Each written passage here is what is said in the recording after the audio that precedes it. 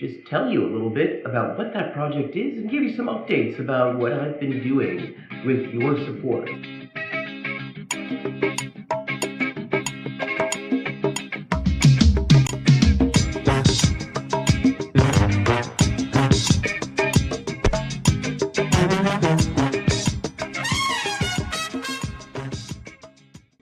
The Inessa Armand project.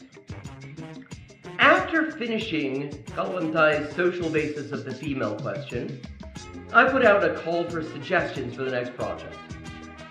One of those suggestions that I received was to translate the essays and letters of Inessa Armand, Kalantai's predecessor at the Bolshevik women's section.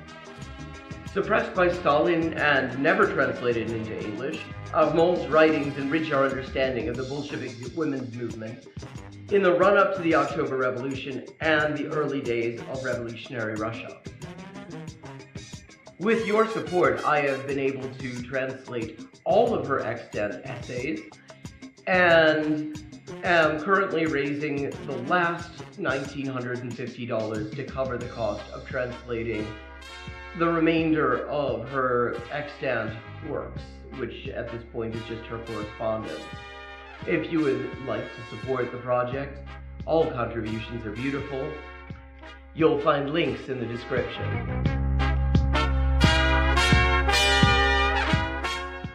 The Punto Final project is a project that is really just at its inception. Punto Final, for those unfamiliar with it, i.e. likely most of the people watching this right now, was a magazine edited by Manuel Caviese Donoso that ran from 1965 to the eve of the 1973 CIA-backed coup in Chile, and then from 1989 to 2018, publishing a grand total of 894 issues. In addition to being a platform for theoretical and ideological debate, they were also a source of excellent political journalism.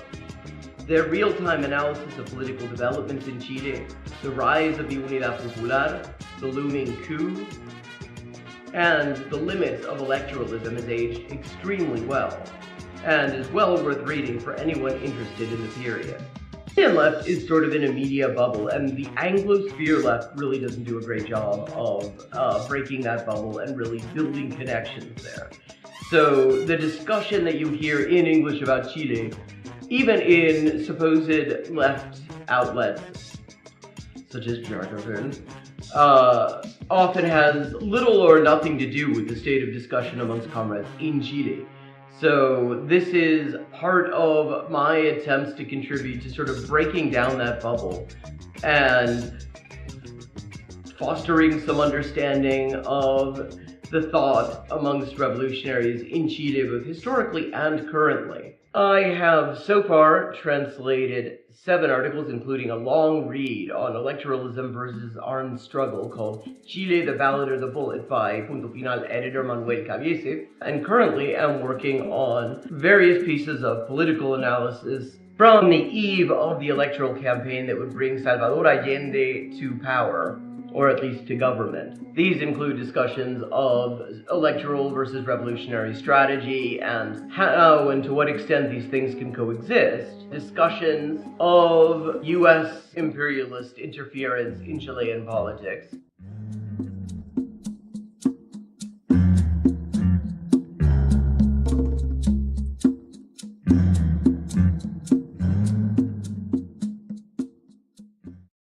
One of the challenges of this project, since its inception, has been getting the word out. The billionaire-controlled black box algorithms that dominate our lives don't like small creators or small projects.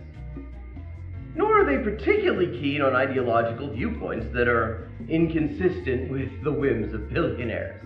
What's more, they positively detest anyone who isn't paying for reach. And then they turn around and make it ever harder to do even that in a useful way.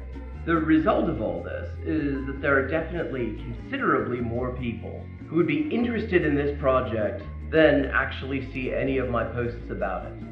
And that's why I have a small favor to ask you. Tell your friends about the crowdfunded translation project.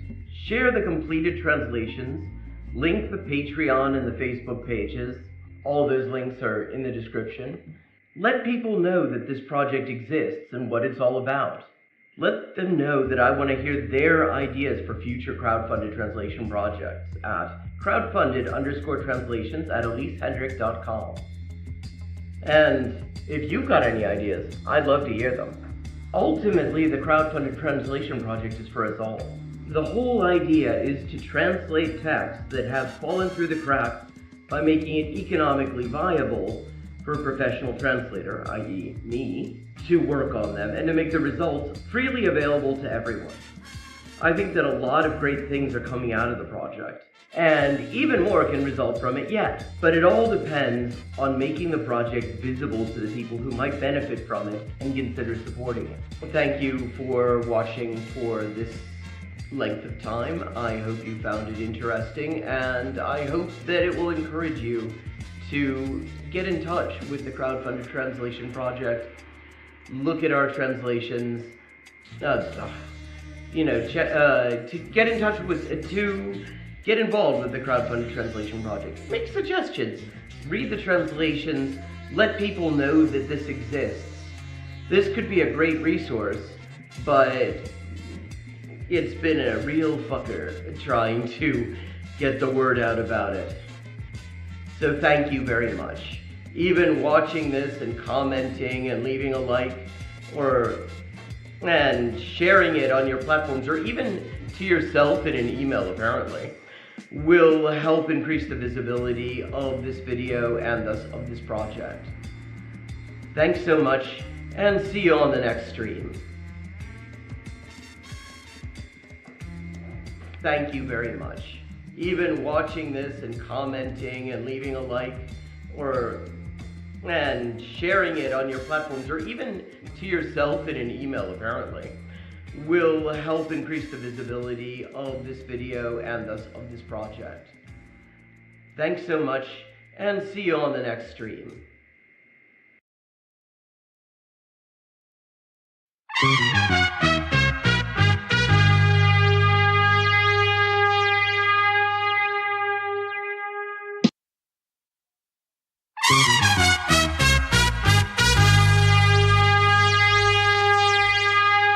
Hey, implicit connotations. I'm Elise from the Crowdfunded Translation Project, and wanted to just tell you a little bit about what that project is and give you some updates about what I've been doing with your support.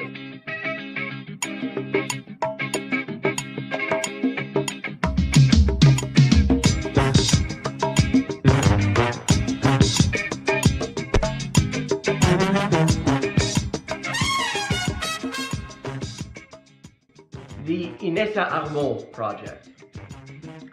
After finishing Kalantai's social basis of the female question, I put out a call for suggestions for the next project. One of those suggestions that I received was to translate the essays and letters of Inessa Armand, Kalantai's predecessor at the Bolshevik women's section.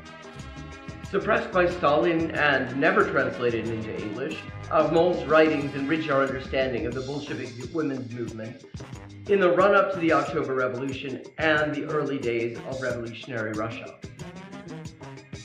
With your support, I have been able to translate all of her extant essays and am currently raising the last $1,950 to cover the cost of translating the remainder of her extant works, which at this point is just her correspondence. If you would like to support the project, all contributions are beautiful. You'll find links in the description.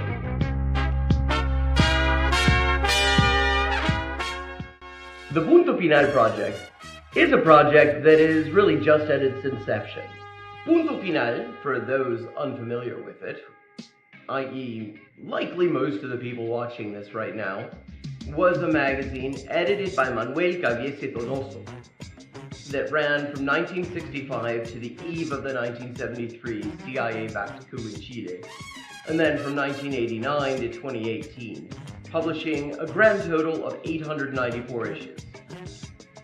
In addition to being a platform for theoretical and ideological debate, they were also a source of excellent political journalism.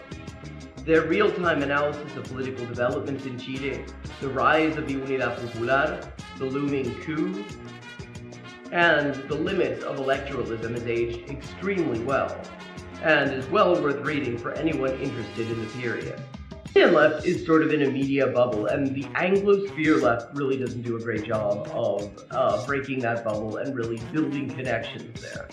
So the discussion that you hear in English about Chile, even in supposed left outlets, such as CROWDFUNDED, often has little or nothing to do with the state of discussion amongst comrades in Chile.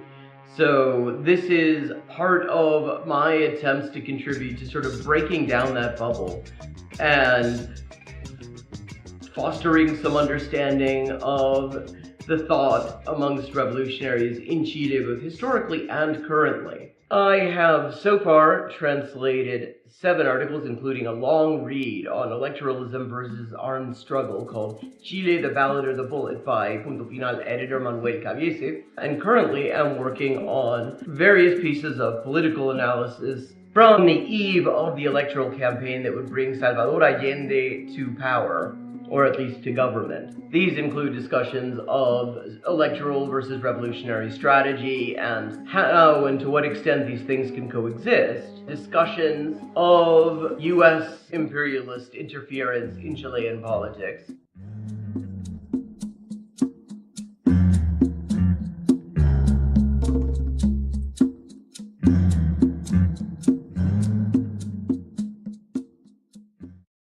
one of the challenges of this project, since its inception, has been getting the word out. The billionaire-controlled black box algorithms that dominate our lives don't like small creators or small projects. Nor are they particularly keen on ideological viewpoints that are inconsistent with the whims of billionaires. What's more, they positively detest anyone who isn't paying for reach. And then they turn around and make it ever harder to do even that in a useful way.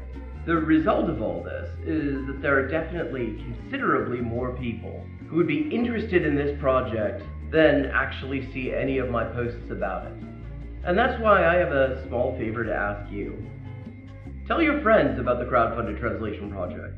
Share the completed translations, link the Patreon and the Facebook pages. All those links are in the description. Let people know that this project exists and what it's all about. Let them know that I want to hear their ideas for future crowdfunded translation projects at crowdfunded_translations@elisehendrick.com. And if you've got any ideas, I'd love to hear them. Ultimately, the crowdfunded translation project is for us all. The whole idea is to translate texts that have fallen through the cracks by making it economically viable for a professional translator, i.e. me, to work on them and to make the results freely available to everyone. I think that a lot of great things are coming out of the project, and even more can result from it yet. But it all depends on making the project visible to the people who might benefit from it and consider supporting it. Thank you for watching for this length of time. I hope you found it interesting, and I hope that it will encourage you to get in touch with the crowdfunded translation project, look at our translations, to get in touch with, to get involved with the crowdfunded translation project. Make suggestions, read the translations, let people know that this exists. This could be a great resource, but it's been a real fucker trying to get the word out about it. So thank you very much. Even watching this and commenting and leaving a like and sharing it on your platforms, or even to yourself in an email apparently, will help increase the visibility of this video and thus of this project. Thanks so much, and see you on the next stream. Thank you very much. Even watching this and commenting and leaving a like and sharing it on your platforms, or even to yourself in an email apparently, will help increase the visibility of this video and thus of this project. Thanks so much, and see you on the next stream. Hey,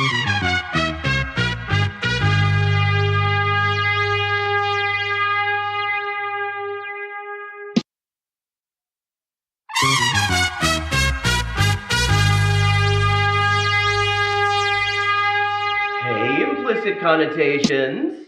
Well, I'm Elise from the Crowdfunded Translation Project, and wanted to just tell you a little bit about what that project is and give you some updates about what I've been doing with your support.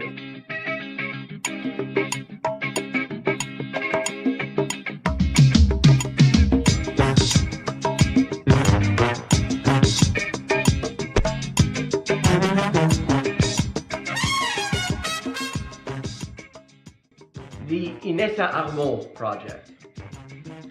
After finishing Kalantai's social basis of the female question, I put out a call for suggestions for the next project. One of those suggestions that I received was to translate the essays and letters of Inessa Armand, Kalantai's predecessor at the Bolshevik women's section. Suppressed by Stalin and never translated into English, Armand's writings enrich our understanding of the Bolshevik women's movement in the run-up to the October Revolution and the early days of revolutionary Russia.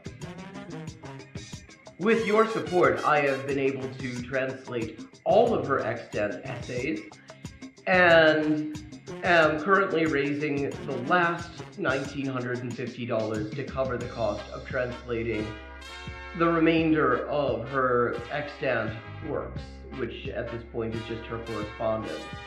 If you would like to support the project, all contributions are beautiful.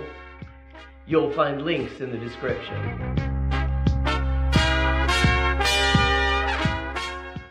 The Punto Final project is a project that is really just at its inception.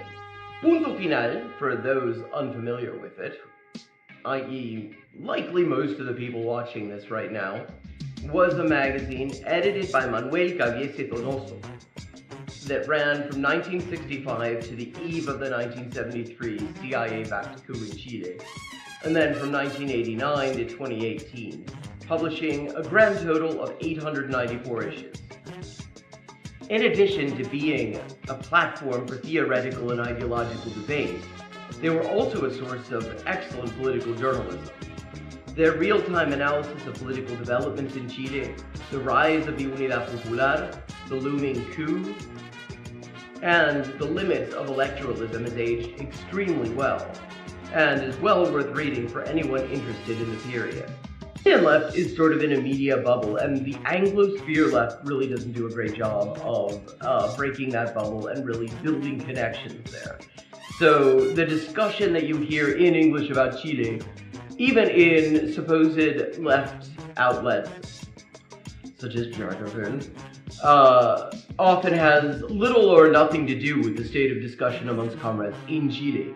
So this is part of my attempts to contribute to sort of breaking down that bubble and fostering some understanding of the thought amongst revolutionaries in Chile, both historically and currently. I have so far translated 7 articles, including a long read on electoralism versus armed struggle called Chile, the Ballot or the Bullet by Punto Final editor Manuel Caviese, and currently am working on various pieces of political analysis from the eve of the electoral campaign that would bring Salvador Allende to power, or at least to government. These include discussions of electoral versus revolutionary strategy and how and to what extent these things can coexist, discussions of US imperialist interference in Chilean politics,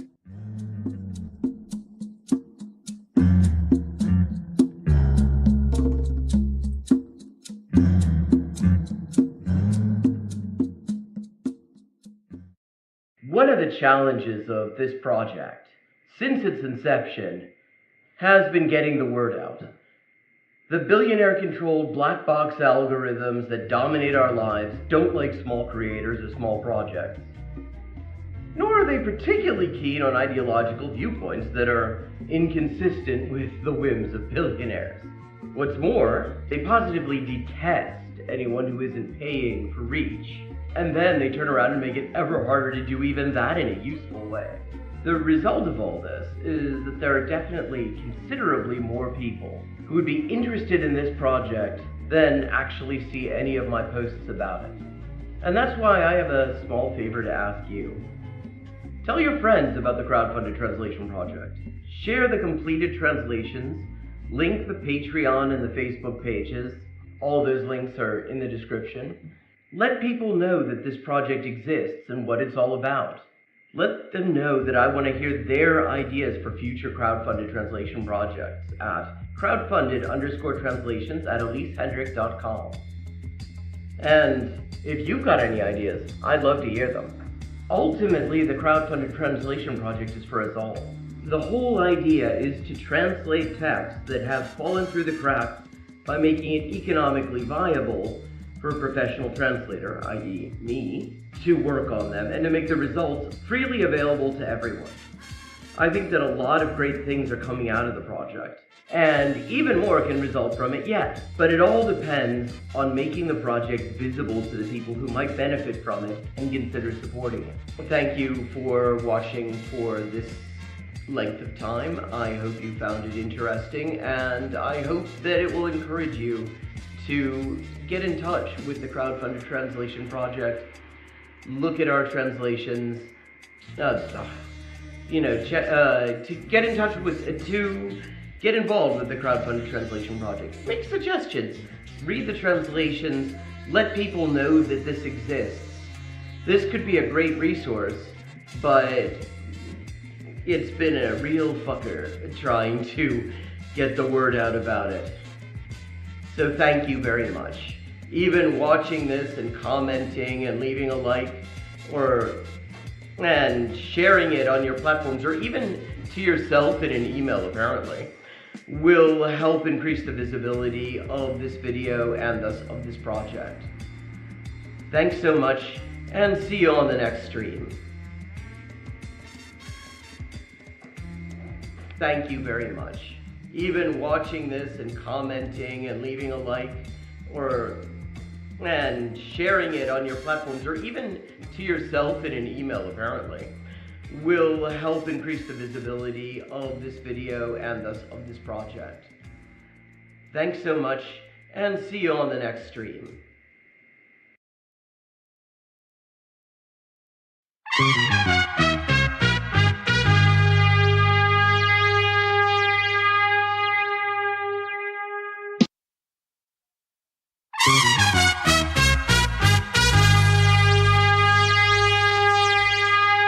Hey, implicit connotations. I'm Elise from the Crowdfunded Translation Project, and wanted to just tell you a little bit about what that project is and give you some updates about what I've been doing with your support.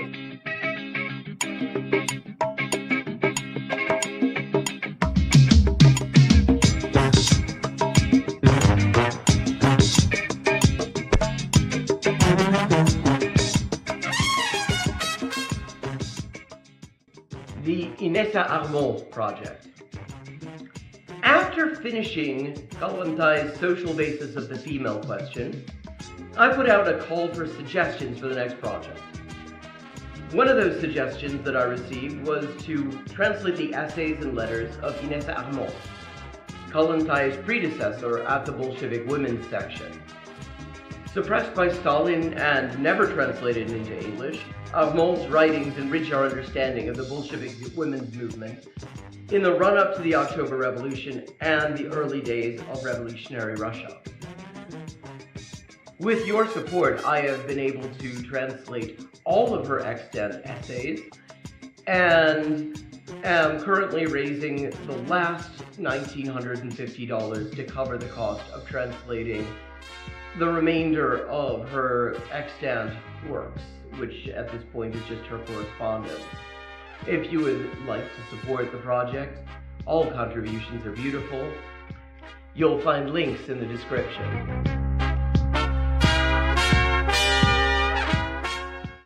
The Punto Final project is a project that is really just at its inception.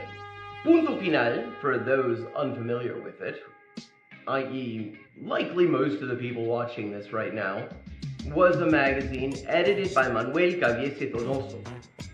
that ran from 1965 to the eve of the 1973 CIA-backed coup in Chile, and then from 1989 to 2018, publishing a grand total of 894 issues. In addition to being a platform for theoretical and ideological debate, they were also a source of excellent political journalism.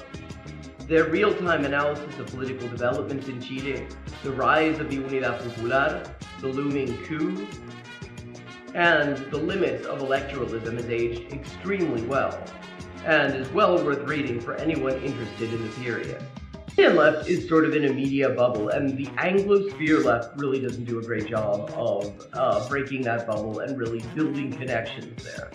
So the discussion that you hear in English about Chile, even in supposed left outlets, such as Jargon, often has little or nothing to do with the state of discussion amongst comrades in Chile.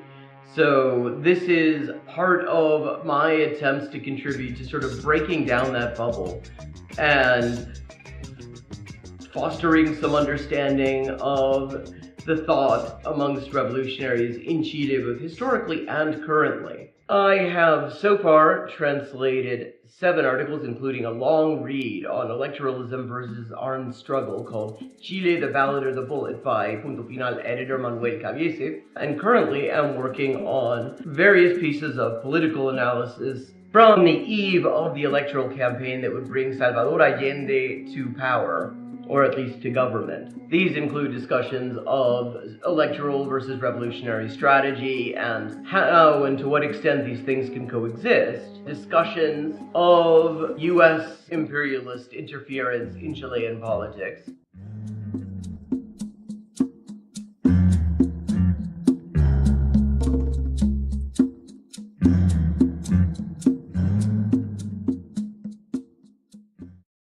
One of the challenges of this project, since its inception, has been getting the word out.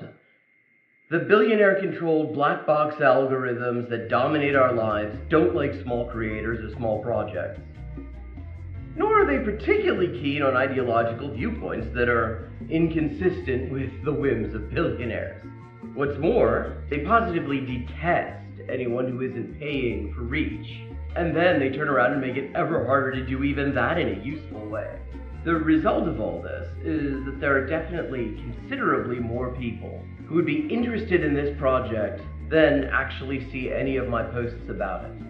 And that's why I have a small favor to ask you. Tell your friends about the crowdfunded translation project. Share the completed translations, link the Patreon and the Facebook pages. All those links are in the description. Let people know that this project exists and what it's all about. Let them know that I want to hear their ideas for future crowdfunded translation projects at crowdfunded_translations@elisehendrick.com. And if you've got any ideas, I'd love to hear them. Ultimately, the crowdfunded translation project is for us all. The whole idea is to translate texts that have fallen through the cracks by making it economically viable for a professional translator, i.e. me, to work on them and to make the results freely available to everyone.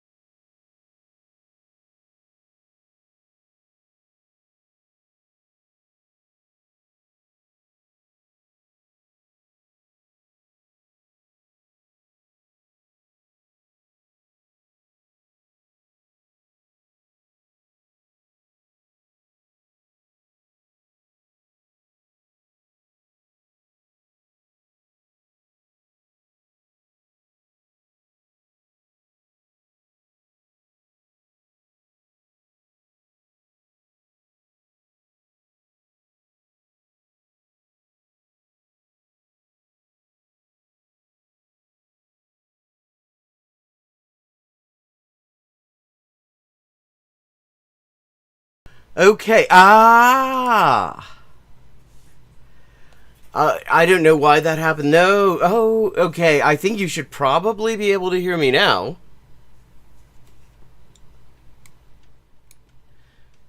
Let me know, but I think you should be. Because now I notice that Audio Eingabeaufnahme is actually showing some movement. It seems that somehow OBS had switched the audio input to default, which on this computer does not exist. The only device that I have from microphone is external. So that seems to have been the problem. So let me try again. Hello and welcome to Hyperpolyglotting with Elise, this stream where we'd really kind of like to just learn all the languages on this dark and stormy day. And as I was just saying a minute ago, hopefully, despite all the thunder which you may or may not be hearing, it turns out you definitely weren't hearing it when I said it the first time, because you weren't hearing anything. Hopefully that's not going to send the power out. I will say the rain and the storming is at least cooling things down a little bit, which I do not mind at all, as it has been wicked hot for these past few days. How's everybody doing, chat?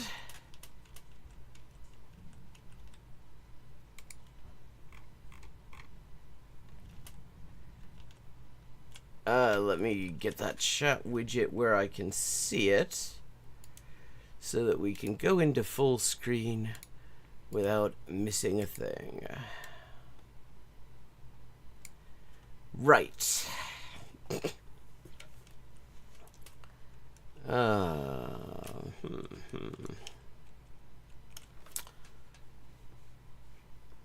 So, got a bunch of things that I had noticed that looked interesting. Oh, well, good to hear it. Same here. It's been a complicated month for me. I did finish the most recent batch of Punto Final translations. The most recent article and interview with Allende from 1969 is now up there. So that's cool. I've started working on the next batch and actually trying to put together a general overview of all of the stuff that I'm going to do with this. Because the thing is, it's kind of a scalable project. Because because I'm doing selections from the historical archive from these years, and I can do, and amongst the things that are sort of relevant to what I'm trying to do, there are some that there's the possibility of doing a lot of them, or all of them, or doing a few of them. And so I've been trying to get a hang on the subsequent years. Everything I've done so far, apart from one article from 1968, has been 69. Nice.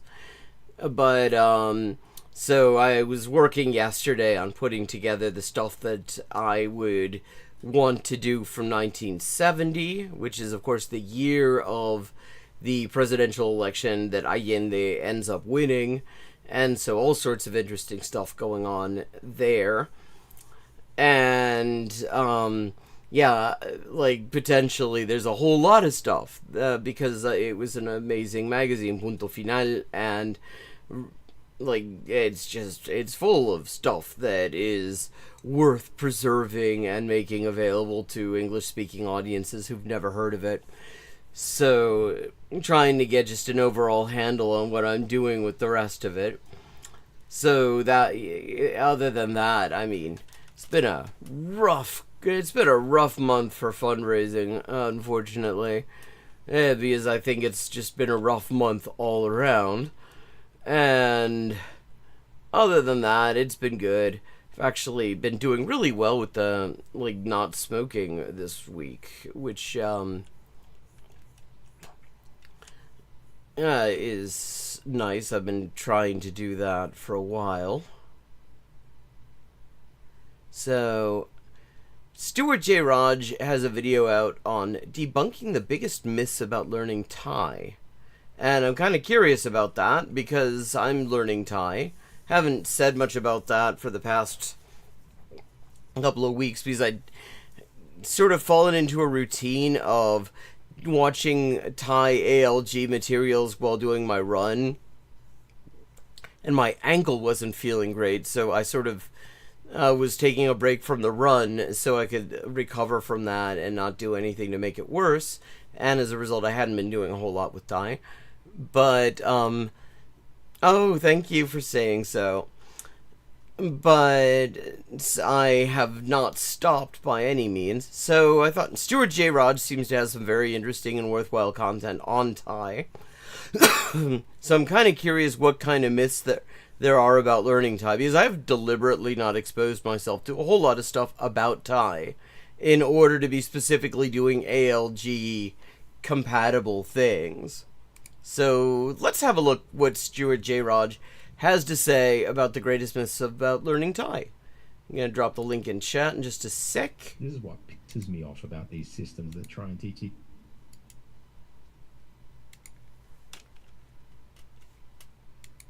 Okay, so there's the link to this video. Let's find out. These languages across Asia by some zit-faced kid probably sitting in their garage in Silicon Valley. They know nothing of them and just think that they can apply these systems to, say, English or Romance languages. Or let's go and get Asia. Asia's a big market, and apply these same things. But okay, knowing anything, and they just maybe do a chat. Okay, I'm kind of curious what systems we're talking about here. But, yeah, I mean, there's so many... Well, the way he's talking about Silicon Valley tells me it's probably going to be some bullshit. We're going to find out. Let me know if I need to adjust the audio. GPT research and put some AI slop together to try and flog a piece of crap application. Oh, okay. Okay, I think I'm going to be happy with this take. After watching fucking Evil Dia last week, where like the only supposed research or like it's absolutely possible. I kind of figured that was going to be requested. But I didn't want to blast anyone's speakers out without knowing what it was sounding like on the other end. I think you'll find it is much more audible now. I mean, where Evil Dio was like, yeah, just do everything in ChatGPT, mate, you'll be right.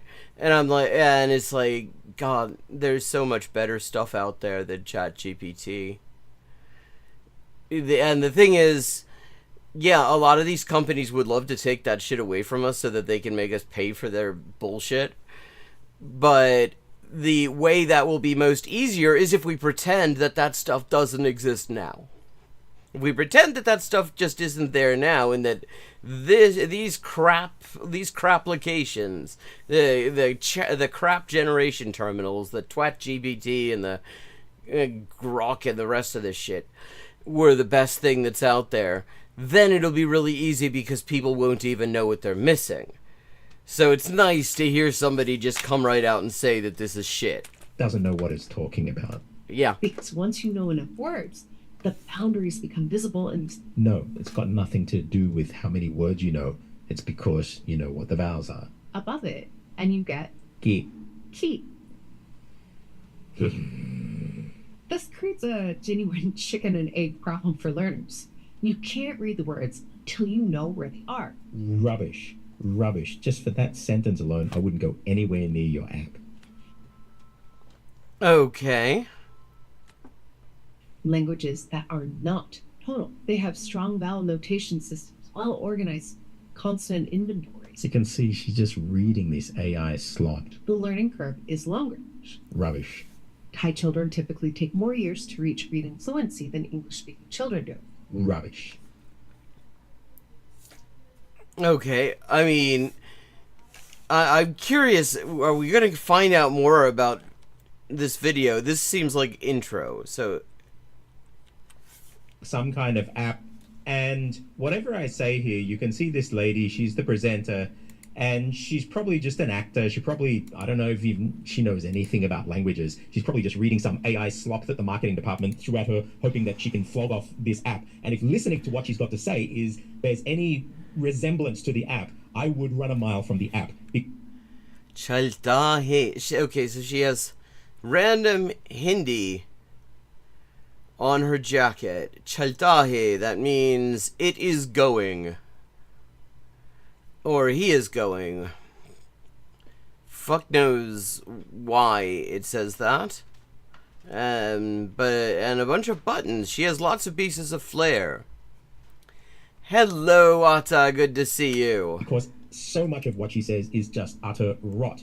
Not only that, it made me angry, as you can probably sense. I've worked for like 30 years trying to get people to learn that Thai is not actually difficult. Most of the time that people run into the difficulties is a mental thing, and usually it's because of foreigners who have set up some system or just didn't understand the language, and so all of their... Yeah, I mean, I will say, not even knowing where his critique is going to end up landing, yeah, so many things about... There are some inherent difficulties in languages that are specific to those languages relative to where you're starting, what your native language is. That is a thing that exists, but there's so much other difficulty that just comes from method. That just comes from how you conceptualize it and how you approach learning it. Baggage of what they didn't understand becomes the subsequent baggage of generations of Thai learners to come in the future as they put these courses together to clunkily try and explain something that's actually very simple for most of the people on the planet that speak either tonal languages or languages that use an Abugida Indic script. So, I'm going to try and put a silver lining on this today. So, thank you for putting such a piece of crap clip out about the Thai language. I'm a crap clip. Going to hopefully be able to help you, as a result of that clip, become masters of Thai tones, the Thai script, and being able to pronounce things in Thai by the end of this clip. Here's a sentence in Thai. Okay. I mean, even I have not actually done anything in terms of learning the Thai script, but I'm familiar with scripts like this. Because the Thai script, and actually a lot of Southeast Asian scripts, are descended from Sanskrit. And one of the interesting things about the way a lot of them are written is that the different shapes that they have often indicate what they were being written on. It is Stuart J. Raj debunking myths about Thai. And so I'm curious. So I'm curious what the myths are. So we're gonna find out, I guess.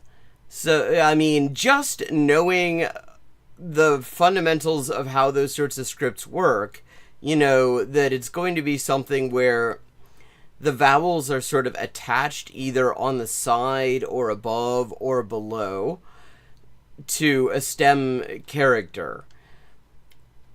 And so even not knowing that, I can already sort of make some guesses. I don't know any words. I couldn't tell you where, you know, a lot of these scripts, like the Sanskrit actually, and a lot of Indo-Aryan languages that use related scripts actually do put spaces between words, which does make it somewhat easier.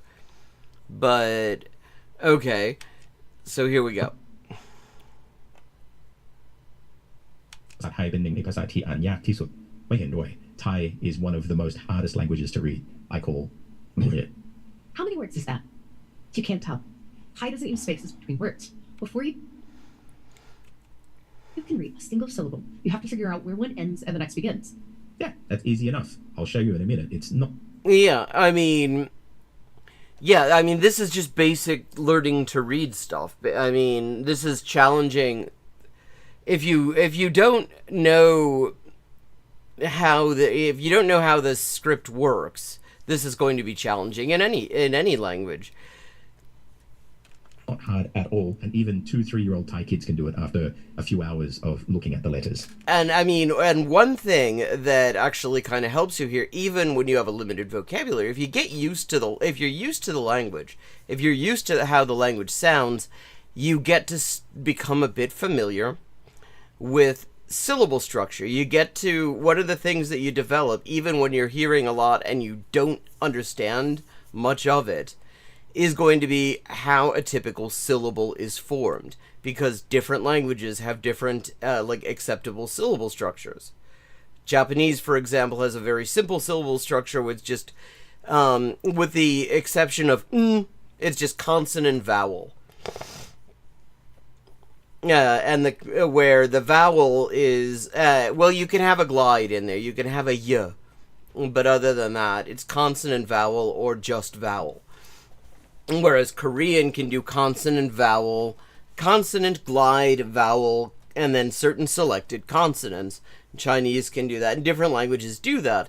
And the more you understand that, the easier it becomes to figure out the boundaries between syllables and between words. But okay. And the only way to do that is to already know the word. Did I hear that correctly? Let's listen to it again. What did you say? Single syllable. You have to figure out where one ends and the next begins. And the only way to do that is to already know the word.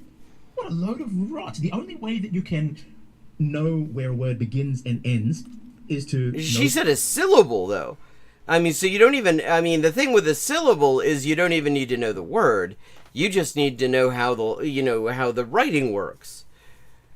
You could read this awkwardly without even knowing a single word if you knew the script. I'm interested... I mean, the ALG approach, which actually I think has some sense when it comes to languages where there's a totally new script that you have to learn, is essentially you end up having something of a vocabulary before you start looking at the script. And I think there is some sense to that, because it probably does make it easier.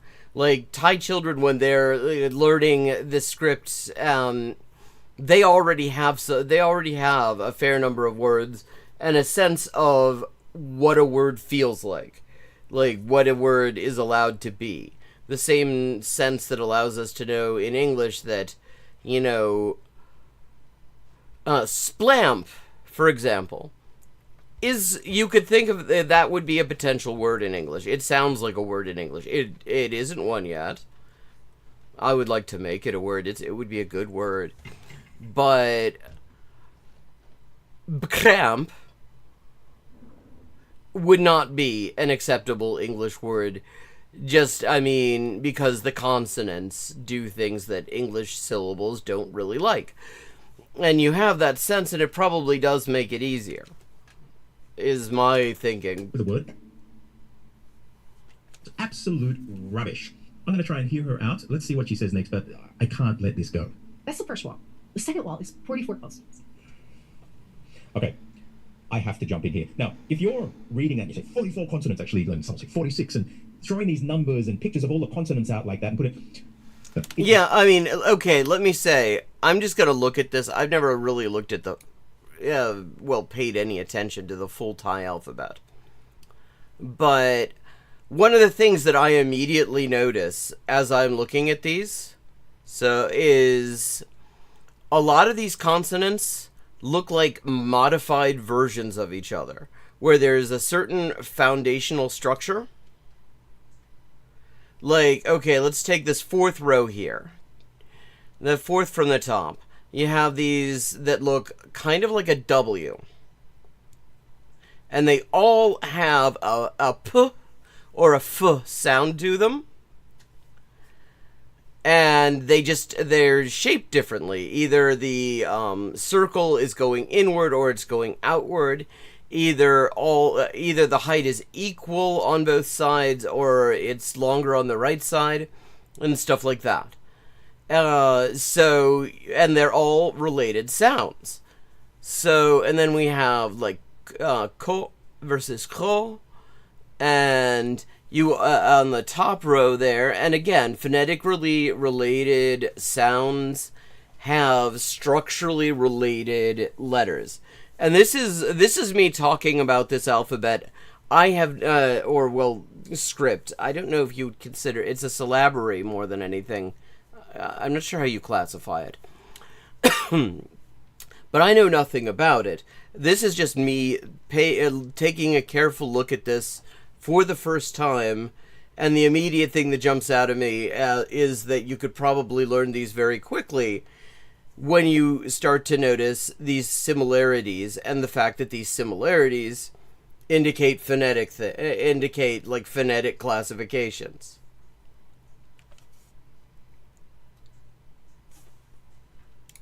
done like this for a reason. People are trying to scare the learner. Have a look at this. I actually did this graphic years ago. As you can see on the left, I'm showing pretty much what she showed is this list of just letters in serial, and it looks like chaos. Oh, okay. Here's what he's done here. Okay, so he's classifying them. He's put a graph here where he's pointing out the part of your mouth, the part of your throat, that is used to articulate the sound. And when you divide them up like this, you also notice what I was just saying, that the sound and the structure are related. That letters are grouped, similar letters tend to have related sounds. That is like slicing up an image of me and then putting these random slices together like you see in the picture on the left. In reality, and I want you to have a look here, and this is why I built this, but all of the scripts that come from India, and then Thai, basically all the scripts of Southeast Asia that are based on this abugida system, it's just above the mouth. I've said it a zillion times. And so you've got the back of the mouth.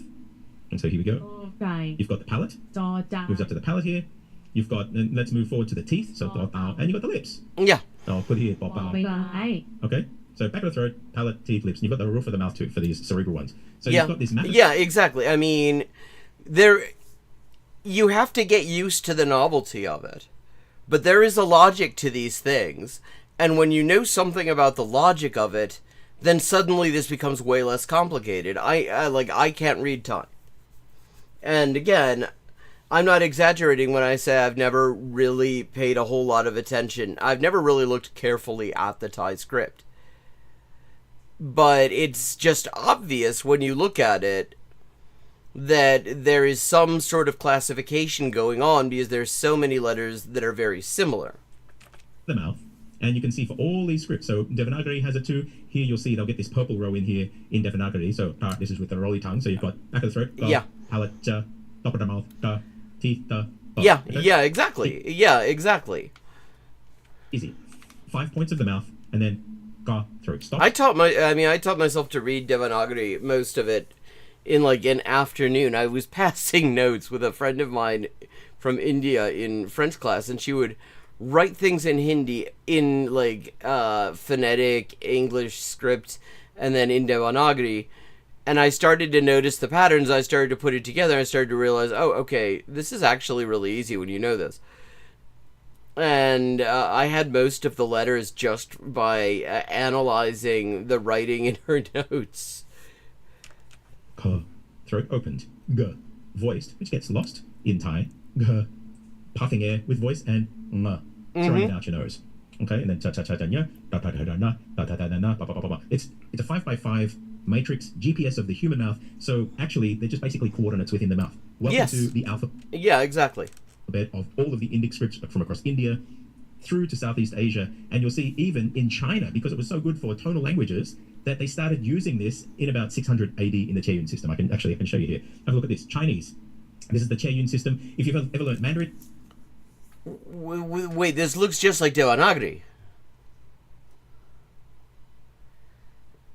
They just mapped the Devanagari letters to. I mean, even phonetically, this is Devanagari. Like, they haven't changed the pronunciations much at all. In Chinese, you've learned your pinyin. So, this is where it came from. Exactly the same thing. So, except it's in reverse. So, you start with the lips here. So, is the last bit. But you'll notice that this is, say, for Cantonese or Old Chinese. But by the time you get to pinyin, let me just click it over here. You can see, because there are less sounds in modern Mandarin, it's pretty much the same system. You got the same map of the human mouth. Yeah. And this is the system based on a 3,000-year-old map of the mouth that the Indians did. The Chinese called it the Cheoyun system. Tonal languages have been using it forever. It fits beautifully with every part of the mouth. Okay, interesting that he's got all these different scripts here. But okay. Just going to skip to getting them back to more Thai-specific things. Same sound. And which ones are used changes... We'll present the Thai alphabet like you see on the left. Where multiple letters make the same sound. And which ones are used changes the tone of the entire syllable. The third wall is vowels that can appear in any four directions around a consonant. Yeah, except the thing is, with the vowels, it's very similar. certain types of, I mean, I can tell you this without, again, I'm just going based on what I know about this kind of script.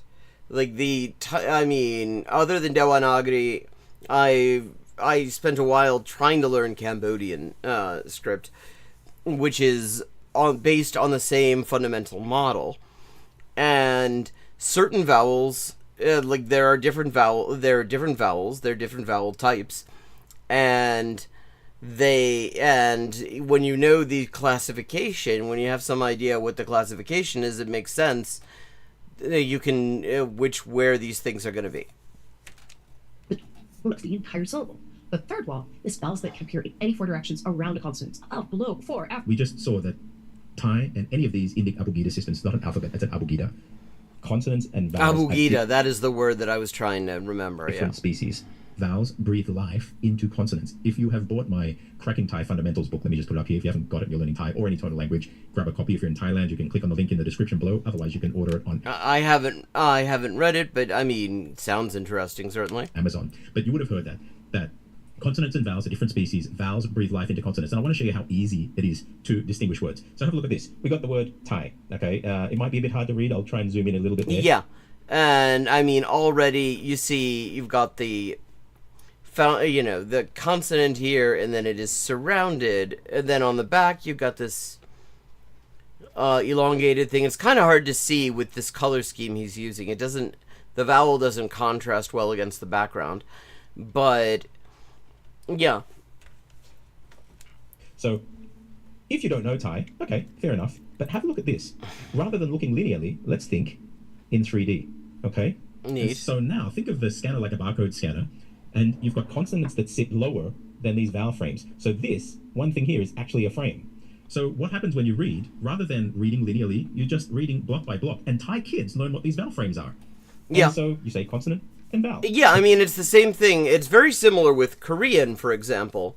I mean, it looks very different, but the way you put together the representation of a syllable is very similar, where you just get used to the fact that that you have like hyo, and then you have a vowel to the right of it or to the bottom of it, and then potentially another consonant underneath, and eventually you just think of it as a unit rather than as individual things, and then you just get the syllables as a whole. I. So when this scans up, what does it do? It hits the t. So t, I, Thai. And every single word then, every syllable is beautifully broken into consonant to vowel. So if you have multiple words, let me just turn that off and turn this on. So we might have it looking like that. But if you have a look at the green ones, these are the vowel frames that Thai kids learn. And so they will know then that this vowel here can only come to the right of something if you're looking at it, but it's just a frame. Okay? This is a frame, and it's only going to come on top of the top letter. So as people read then, it's going to hit this way. So that is sanam. That's the vowel. This one is the beginning of a new one because this can only come at the beginning of something. So this has been. So this, you don't need to know the word. All you need to know is this is a vowel frame, and it comes on the first letter of a syllable. Don, Mung. And again, this one here is a vowel frame. This green one here, let me just shift it over. So this is the vowel. Okay? So if I... Yeah, so I mean, this is actually very similar to what they have in Cambodian as well, where they will do complex vowels by just adding multiple things on different sides of the consonant fundamental. And around like that, you can see that this scanner is going to hit the first, then the mưa, and then at the end. So that's muang, and then just comes at the end. Yeah. I would encourage nobody to go anywhere near that app because it's obviously been put together by somebody who knows nothing about the Thai language. Okay, continue.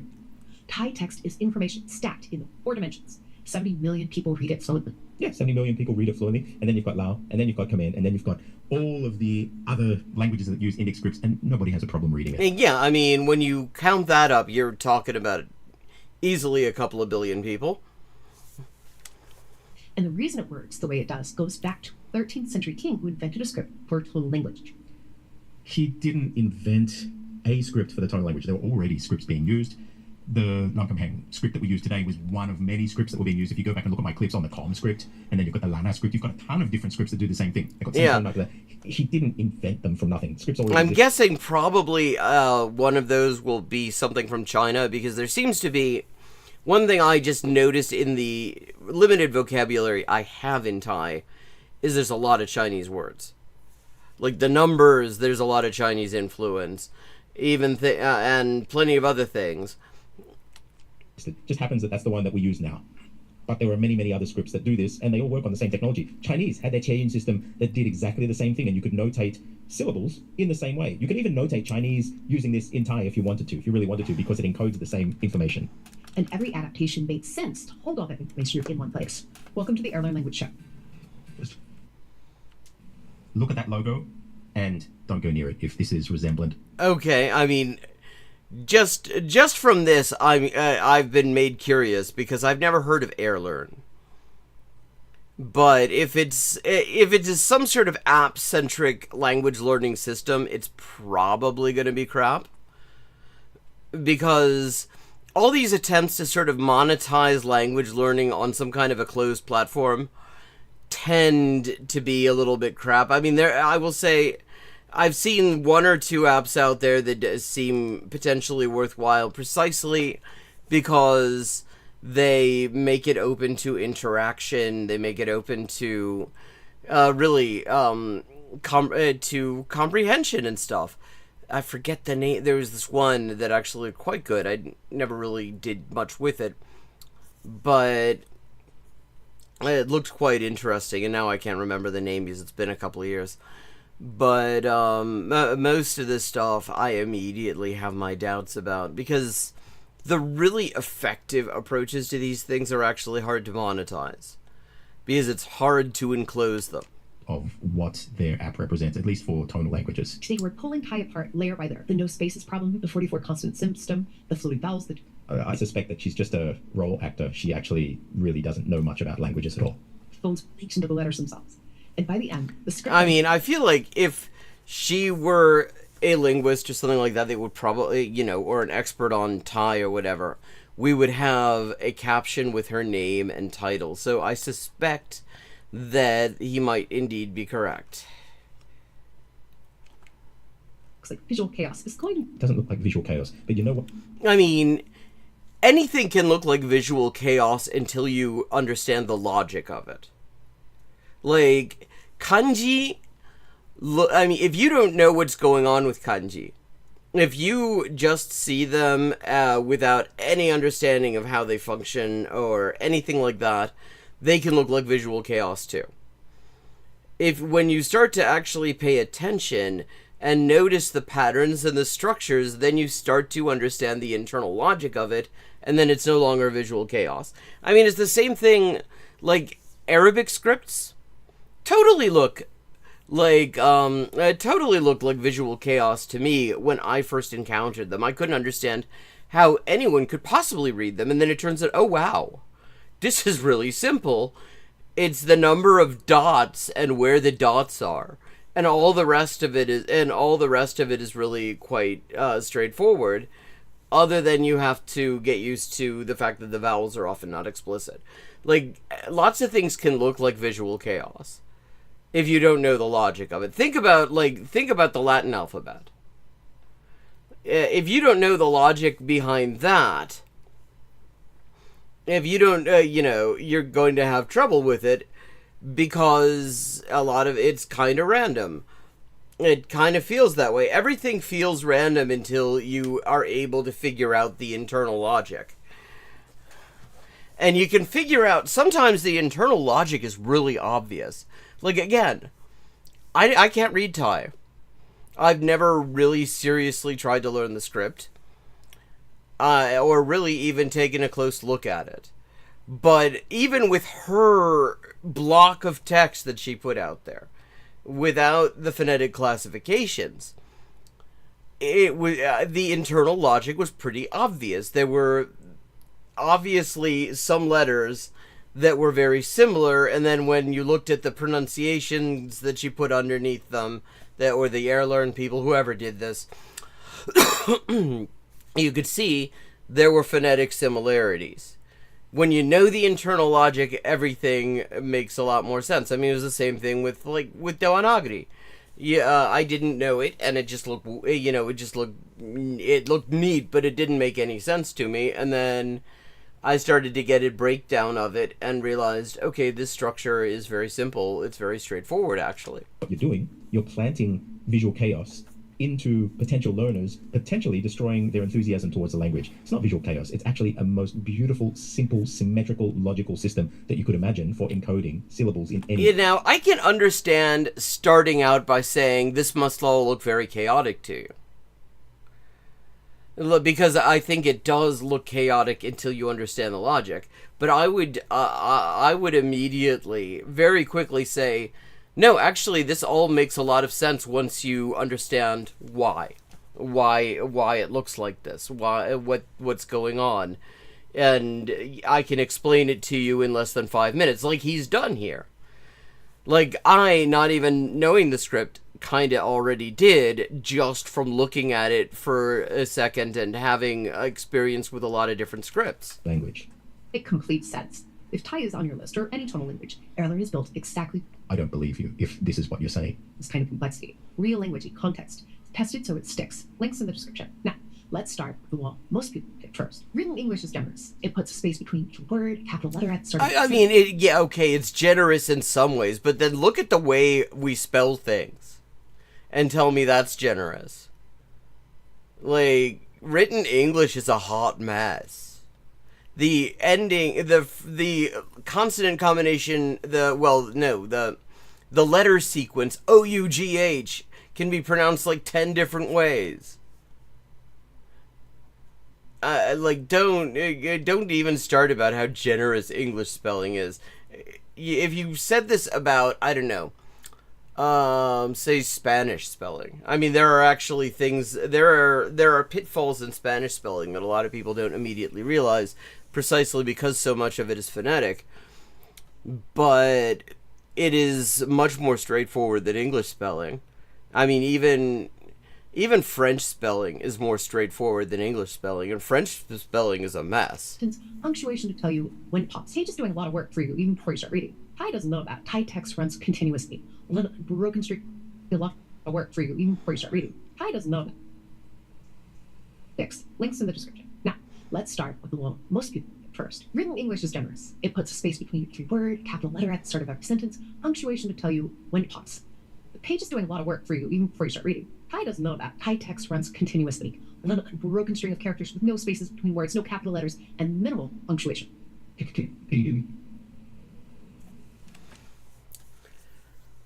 Okay.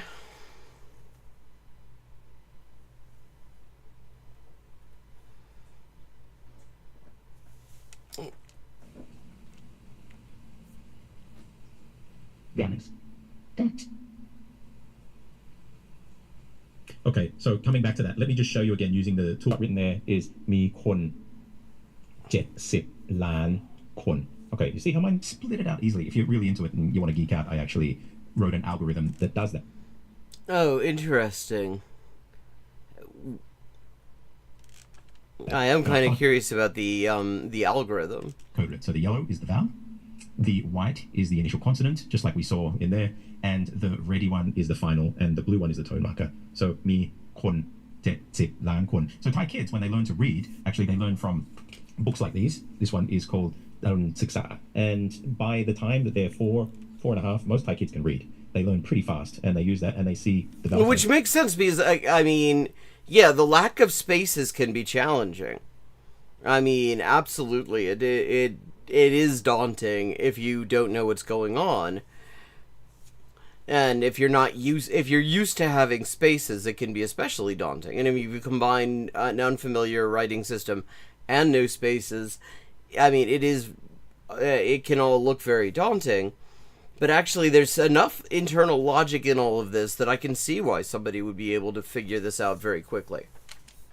These are frames. I actually built a set of hand signs. So salat I, salat E, salat U, salat U. This is that's A, that's ow. That just clips on. And so you can learn those vowel frames in about 10 minutes. Bang, Bob's your uncle. Not an issue. So you can see how they've passed out here. And if you want to then bring the spacing together, there.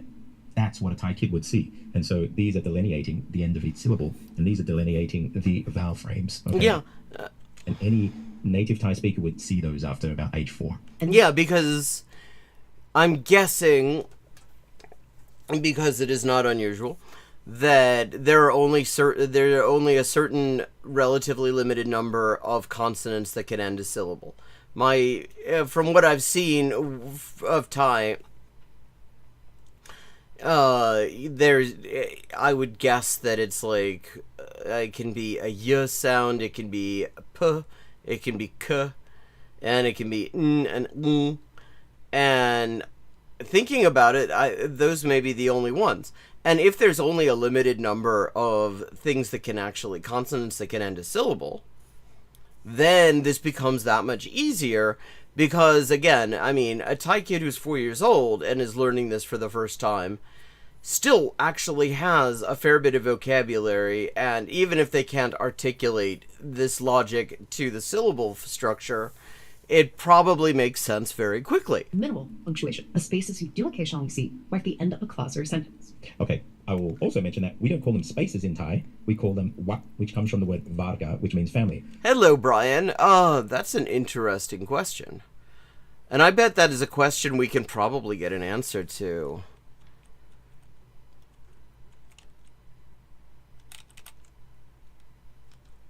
Prevalence, okay.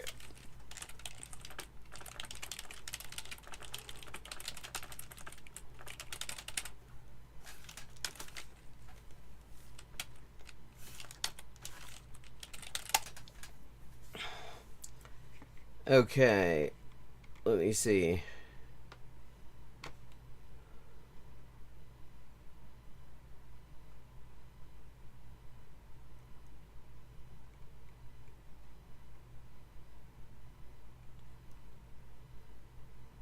Grapholinguistics.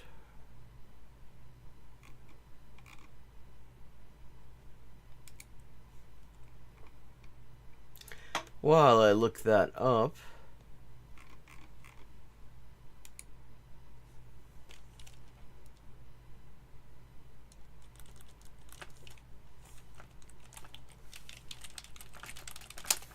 so for the current batch of the crowdfunded translation project, I have a total fundraising goal of $2,200 and I've raised $80 so far. All support is very much appreciated. And okay, Wikipedia's got something called sentence spacing here. Typeset text. Oh, it's typographical. This is not necessarily going to tell me what we're trying to find out.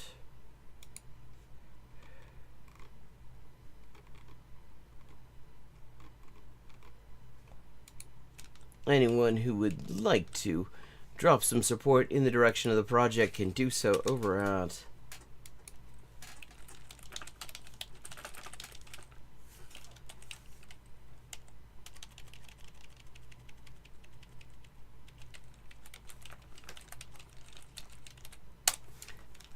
Okay, I'm so far not getting very far.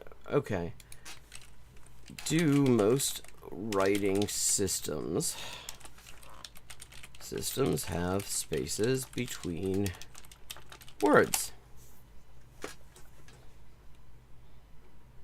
Word spacing in typography. I don't give a shit about, I'm talking about typography.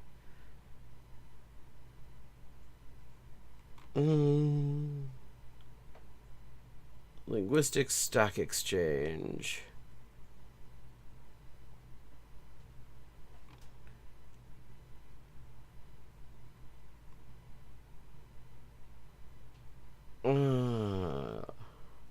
See, marks to separate syllables. Oh, sorry to hear that.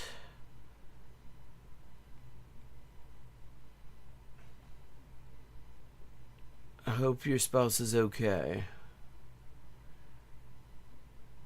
And damn it, it turns out, I thought that this would be a really easy question to answer, that somebody would probably have just done a chart saying this is, you know, the number of languages with interword spaces and then a number of languages without. It turns out that isn't very obvious. I'm not finding it that quickly, and I'm not going to spend too long trying to search for it live on stream. In English, we focus on the nothingness, the actual space. But I feel like this would be something that somebody will have broken down someplace. It's just such an obvious thing. Warga literally means, if you speak Indonesian, you know warga. Warga means a group. And so, warga negara.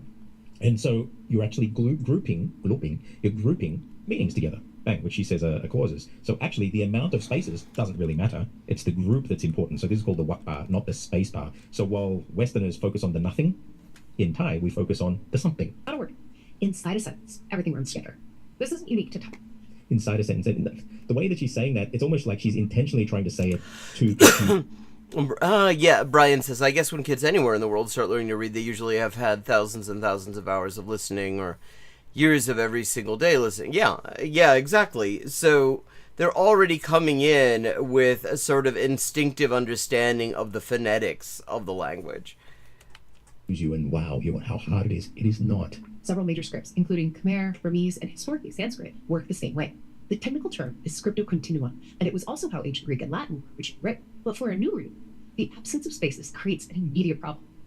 Because people like you are saying it's a problem. Cannot segment the text. Because people like you cannot segment the text. Everyone else who uses the script segments it perfectly fine. Yeah, well, I would say people who don't know, again, this is like, if you're not used to it, it's a problem. If you don't understand the internal logic of it, it's a problem. The more you understand the internal logic of it, the more you get used to it, the less of a problem it is. It's like a lot of things in a language that's new to you. Because it's not English. It's not a Roman script. It's an abugida. It's not an alphabet. You cannot find words. You can find the words. You just look for the vowel frames in the final. You feel them. You get them. Like ancient Greek, where a scholar can use grammatical knowledge to work out where the words begin and end, Thai has no inflection. Words don't change their endings to signal their grammatical role. Every word is the same at the start and the end. No, every word does not look the same at the start and the end because... I mean, I guess giving maximum charity here, she's saying if you don't know what any of this stuff is, it would be hard to tell things apart. Unless you may... but, yeah, if you have any idea, if you've spent any time at all looking at the script, you know there are differences. Of course, you've got vowel frames and you've got all of these other things that are just screaming out, this is what frames the syllable. Wait, find the word boundaries is to already know the words. Again, it's doing my head in hearing this. So you're saying that you can't read a word if you don't know it? That's utter rubbish. This creates a genuine chicken and egg problem for learners. You can't read the words until you know where they are. Rubbish. Just for that sentence alone, I wouldn't go anywhere near your app. You can't know where they are until you can read them. Rubbish. Fluent Thai readers solve this unconsciously, the way fluent English readers don't sound out every letter. The brain pattern matches known words instantly. Because you recognize the vowel frames, and it doesn't have to be just known words. You just know the shapes of where the... Yeah. Well, of course, if you recognize the vowel frames, then... Well, mostly... Thai has mostly been... tends to... From what I've seen, is mostly... No, it isn't mostly monosyllabic. Or it seems to build on monosyllables. But... If you don't have to know the word you're looking at, if you know the other words around it, for example, everything builds on other things. Those vowel frames are big. You got it. Bob's your uncle. No sweat. But reaching that point requires extensive exposure. Reaching that point requires probably about 3 to 4 days from starting from zero to getting that point. If you're learning with somebody that knows what they're talking about and can lead you through it, it is not difficult. I recommend, aside from my stuff, go and grab yourself Bingo's book, Learn Thai in 10 Days. Fantastic, and he can take you through there. Bingo is amazing. He's there at the Duke Language School. They don't sponsor me, by the way, but I think it's a great book. And of course, get my stuff too, but I've got no reason why you couldn't learn the entire script in a couple of days and starting to develop fluency and at least reading it. Maybe you're not understanding, which goes against what she just says, exactly what you're reading, but you'll be sounding it out accurately. Yeah, although I would say you probably... I mean, I still think there is probably an edge to having the, that there is probably an edge to coming into it with a vocabulary. Because, again, when we learn to read, our first languages, we tend to already have at least some sense of the way the sounds are organized. And that makes everything a lot easier. Is no structural shortcut script provides. Modern technology has partially bridged this for learners. What rot? Digital Thai text can be parsed by software that inserts visual cues. What do you mean it's where he inserts visual cues. I mean, that sounds literally like what he's already done there, actually. I mean, by color coding all these things. Although, on a certain level, there are visual cues. The visual cues, I think what he's about to say, are there are certain things that only come at the end of a syllable. The vowels always occur in specific places. Built the algorithm that separates this, but I just based it on basically what a Thai kid's brain's going to do. The Thai consonant inventory has 44 letters. The number sounds intimidating, but the reason for it is actually not. Again, now notice how she's saying, it sounds intimidating, but I'm going to show you how not to be intimidating. It's not intimidating at all. It's just basically a point position, a GPS map of the human mouth, and it's got these points. Now, what you've got wrong, some will say 46, but there are reasons why. You don't look at the numbers. You look at the function. And I can tell you, most native Thai speakers, if you said to somebody, can you write ABC A to Z in English? Most people knew it A, B, C, D. I mean, also, here's the other thing. You can have, English has 26 letters. But then, when you look at the sound inventory, if we just stick to consonants, what we're actually doing is we combine a bunch of letters in order to make certain sounds because we don't have an individual letter that represents the sound. A lot of the time when you have a phonetic writing system that has more letters, what's happening is they're providing more representation. They're providing representation for the sounds that we combine letters for things like sh and ch and th. Yeah, let's see. Yeah, I mean, Mandarin also is scriptio continua. Cantonese, definitely.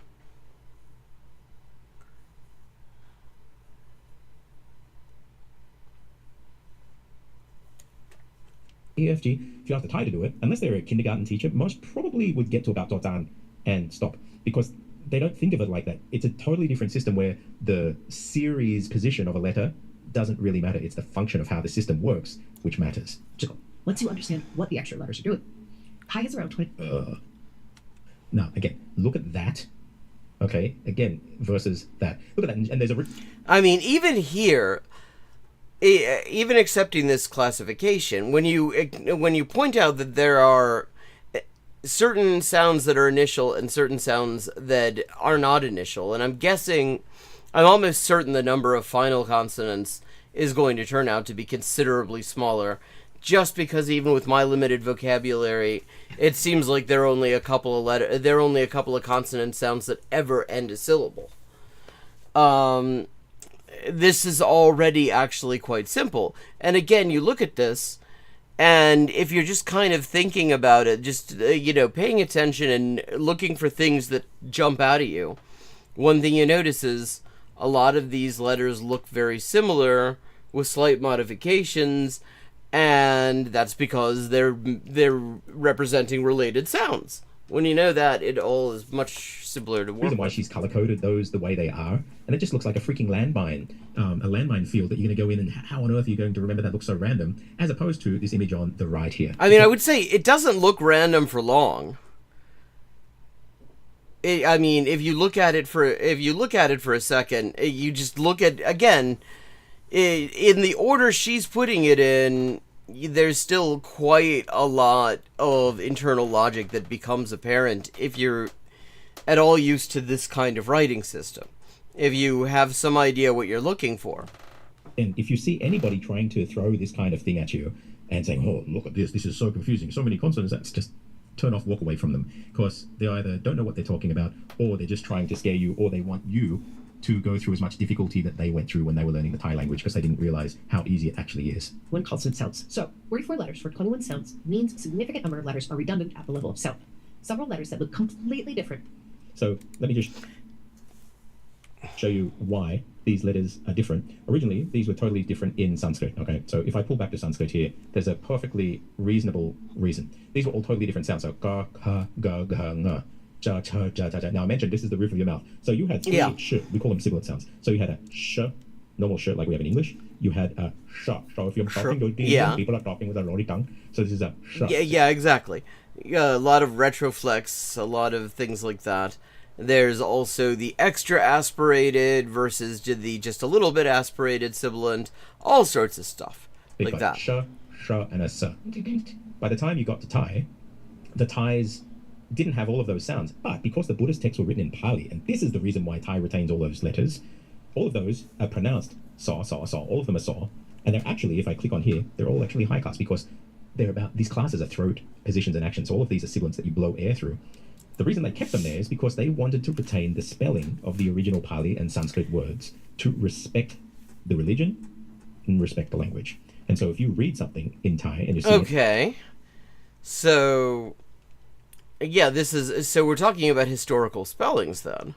any of these letters here, you know that it's probably a Pali or a Sanskrit word. Pali was the spoken language of the Buddha. It was a Prakrit. Sanskrit was the language of academia and knowledge. It was Sanskrit that literally means polished. So the polished language of Pali was the spoken language. But these, you have multiple letters then because, one, they want to keep a one-to-one letter spelling. Two, sounds that didn't exist in Thai that existed in Sanskrit. So, for example, you have this da ta da ta da. You see, I have a purple circle or a purple. Yeah, and I will say I don't think I've ever heard those sounds in the Thai that I've heard spoken. Enclosure around them because originally they were different sounds, but in Thai these sounds just merged, which resulted in a whole bunch of t sounds, but they maintain the original differentiation between letter shape, so you can do a one-to-one spelling from the Sanskrit and Pali. Lao went the other way, and they basically got rid of all of those other versions, and they just have one letter per sound in each class. Produce exactly the same consonant when spoken. So why keep them? Because they're not redundant. They're doing a second job. Thai is a tonal language with 5 tones: mid, low, falling, high, and rising. Okay. Tone in Thai is not just a property of how you say a word. It's part of the word. Say the same syllable with the wrong tone. Oh, okay. Yeah, that does actually make more sense than I was gonna say. That didn't make sense, but it actually does. She is saying the thing. What she's saying, it does make sense. It's not it's the tonal, when you have the tone of a word is not just how you say the word, as in it's giving some sort of an emphasis or something like that. It is a component that provides it with semantic meaning. Yeah, okay. You've said a different wording. Okay. So we can see these spellings here, okay? This is how. This is modern Thai. Actually, in this tool here that I built, we got 300 different dialects. Okay, and this same system, so you want to go to Isan, the contours change like that, and there's actually more. You got what, 8? If you want to go to Northern Thai, look at that. You got 8 again. You can even go to Cantonese. Stop counting tone pitch contours. Every tonal language from China, Vietnam, Thailand has these categories in one way or another. Mandarin lost these dead, we call them 入声. We have ping, shang, qu, ru. This voice starts normal, pins a glottal stop. Yeah, he pronounces Chinese quite well.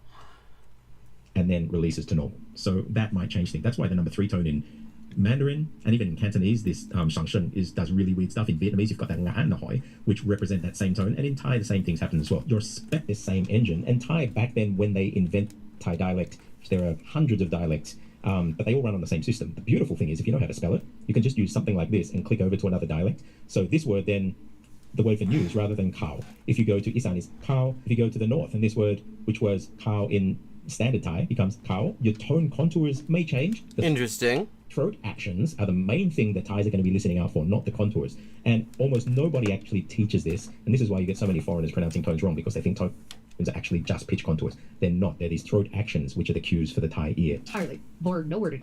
Thai ink. Okay.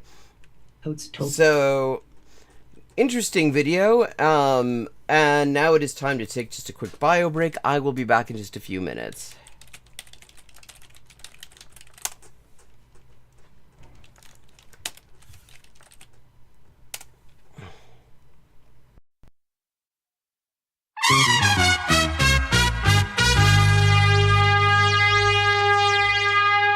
Hey, implicit connotations. I'm Elise from the CROWDFUNDED Translation Project, and wanted to just tell you a little bit about what that project is and give you some updates about what I've been doing with your support.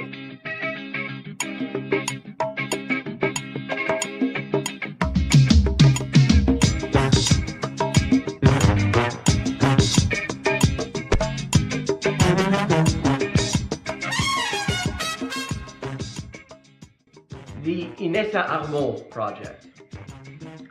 After finishing Kalantai's social basis of the female question, I put out a call for suggestions for the next project.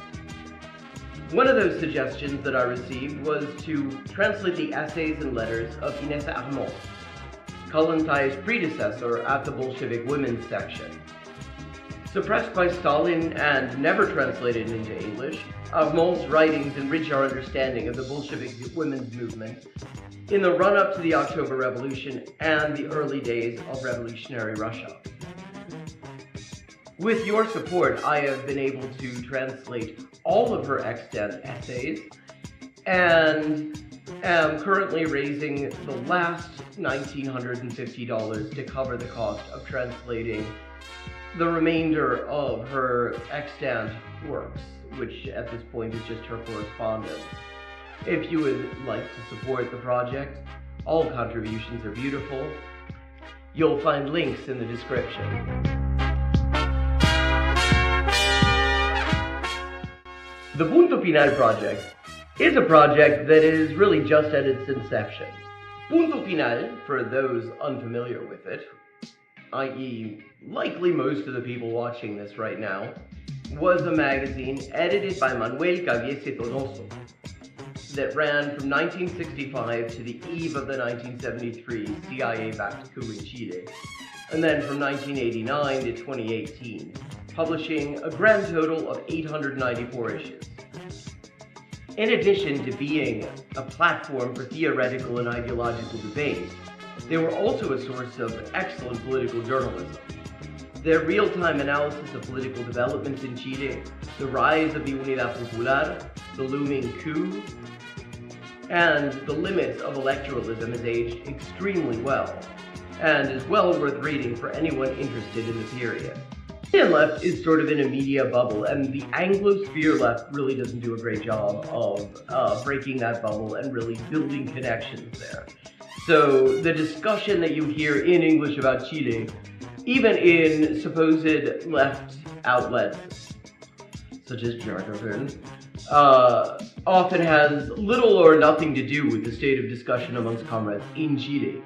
So this is part of my attempts to contribute to sort of breaking down that bubble and fostering some understanding of the thought amongst revolutionaries in Chile, both historically and currently. I have so far translated 7 articles, including a long read on electoralism versus armed struggle called Chile, the Ballot or the Bullet by Punto Final editor Manuel Caviese, and currently am working on various pieces of political analysis from the eve of the electoral campaign that would bring Salvador Allende to power, or at least to government. These include discussions of electoral versus revolutionary strategy and how and to what extent these things can coexist, discussions of US imperialist interference in Chilean politics,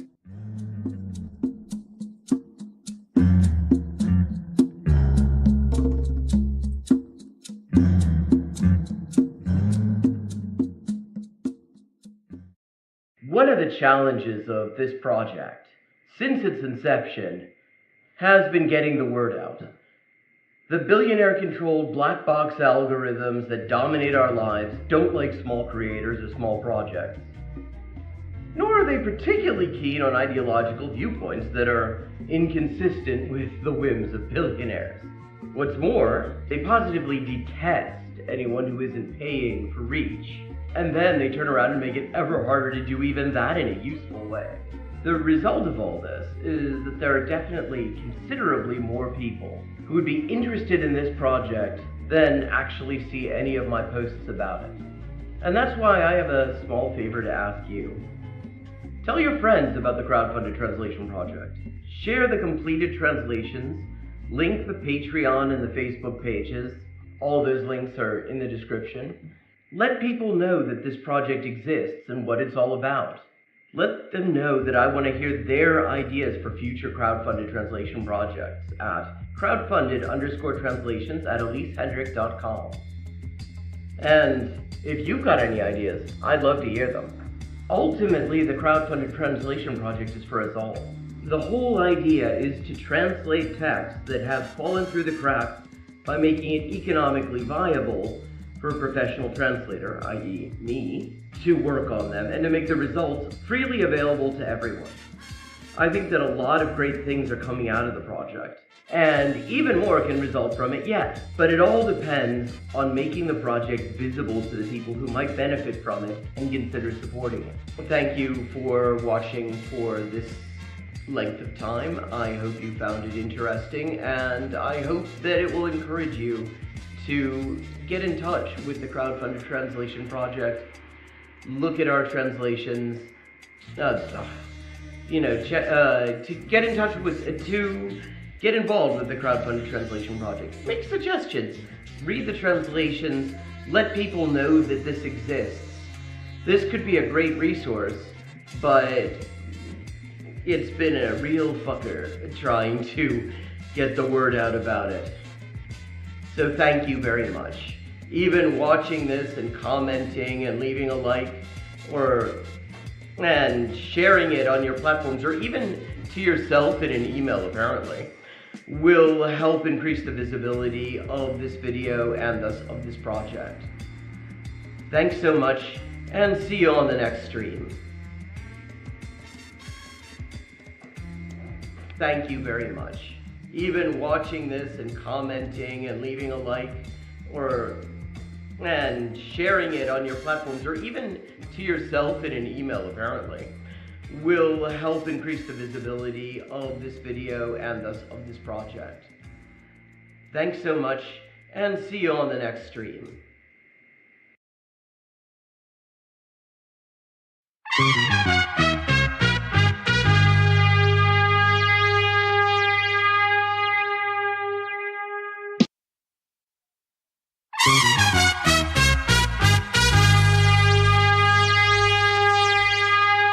Hey, implicit connotations. Well, I'm Elise from the Crowdfunded Translation Project, and wanted to just tell you a little bit about what that project is and give you some updates about what I've been doing with your support.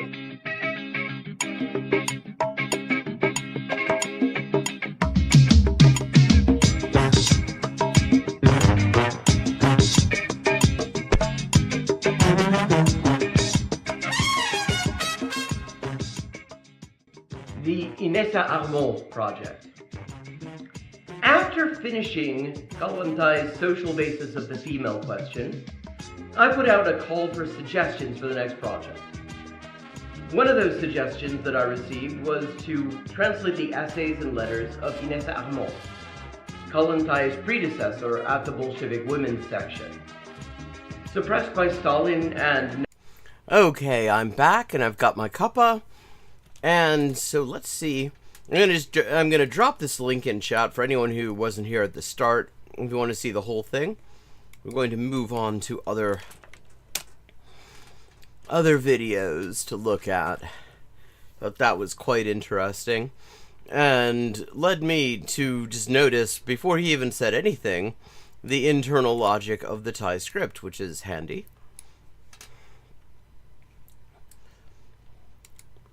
I'm kind of curious about AirLearn now,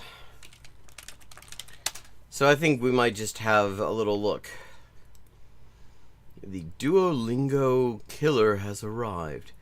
AirLearn language, okay. Video.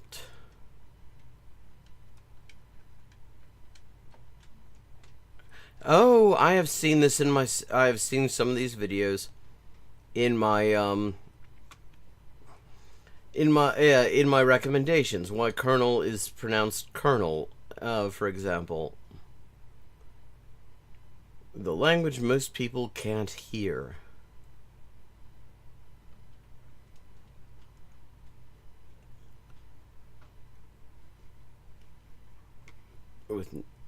Okay.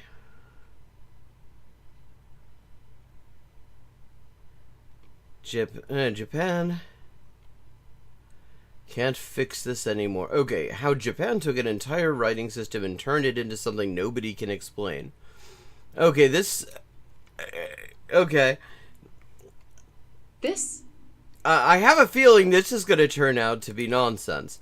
And I'm noticing there is a tendency here to describe things as unknown or extremely difficult that aren't necessarily if you understand the logic. But okay. So here we go. 私はコーヒーが好きです. I like coffee. Okay. So I'm not seeing what's unexplainable. We have multiple writing systems going on here. We have the kanji with watashi and with one half of suki. We have hiragana with wa, and then we have katakana with kohi. And so we're going to find out why this is something nobody can explain, because I will say this is the first time in all of my time being associated with the Japanese language, which goes back again to the 1980s, that I've ever heard anyone say it's unexplainable. Count the writing systems in it. That first character, that's kanji, borrowed from China 15 centuries ago. Okay. The small curved symbols connecting everything, that's hiragana, invented by Japanese scribes in the 9th century.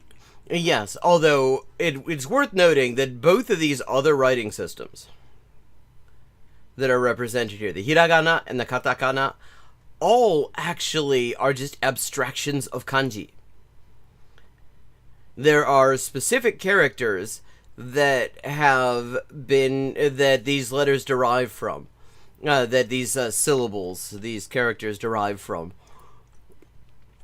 And the word in the middle, that's katakana. That's katakana. Also derived from Chinese characters. A third system, free writing systems, in one sentence. Sometimes even within the same word. No other major languages. I mean, not sometimes. That happens all the time. It's called okurigana. And like the word, and right in her sentence there's ski. That is a kanji. The kanji just is used to pronounce the su of ski. And then you have hiragana, ki. Uses multiple writing systems this extensively in everyday text. And it didn't happen by design. It happened because Japan borrowed China's writing system 1,500 years ago, and it was the wrong fit from day one. So instead of starting over, Japan kept inventing new systems and stacking them on top of each other for 15 centuries.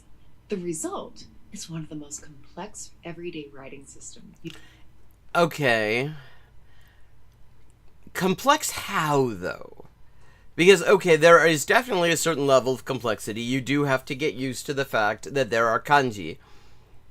But once you get used to... And there are complexities inherent in kanji. I mean, you just look at the different ways that the kanji for heat, sun, or day can be read in just very conventional usage.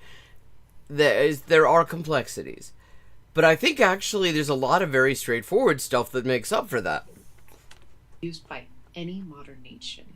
The wildest part? It works. Perfectly.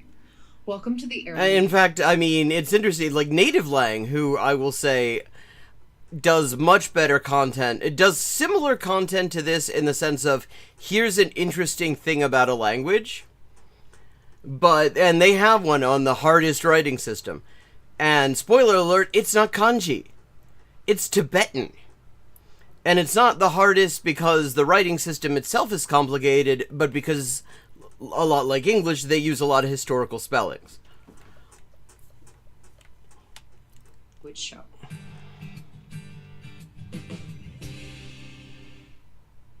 Japanese is one of those languages that looks impossible from the outside. Yes, from the outside. It looks that's every language. You think that the Latin alphabet made a whole lot of sense to, I don't know, to like the Germanic tribes when they first encountered it? It probably looked weird as fuck to them.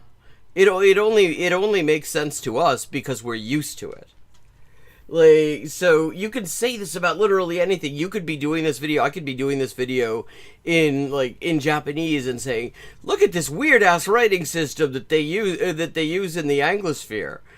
And it would be just as much sense, except, I mean, it is all a matter of perspective. Scripts, thousands of characters, and a grammar that works nothing like any European language. People see it and assume it takes a decade to get anywhere. It doesn't. Okay. Well, I mean, get anywhere is doing a lot of work here. Oh, yeah. Everybody, clickbait titles are that's just the whole fucking algorithm. The algorithm loves the most annoying things. But you need the right way in, which is actually a perfect moment to mention. If Japanese is on your list, or even just on your radar, see what this person had to say about learning it on airline. That's exactly what Japanese means. Okay, so we got the obligatory ad. Now, how did this writing system actually happen? Around the 5th century CE, Japan had a fully developed spoken language and no writing system. China had the most advanced civilization in East Asia and a script that had been evolving for over 1,000 years. The move felt obvious. Japan imported Chinese characters wholesale. The problem was structural, and it was immediate. Okay.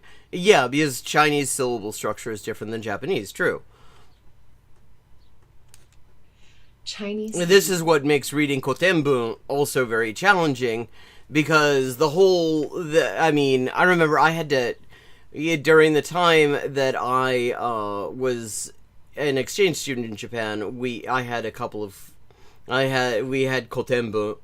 and I remember listening to the other students who had been doing this for quite a while longer than me, reading it and not having any idea myself what was going on, because it seemed like they were adding a whole lot of things that were not on the page. Isolating language. Each character is roughly one syllable, one unit of meaning. Grammar is handed through word, order, and context. There are almost no verb endings, no case particles, no grammatical suffixes. A Chinese sentence... It's worth noting that this is true of a number of the languages that imported Chinese characters. The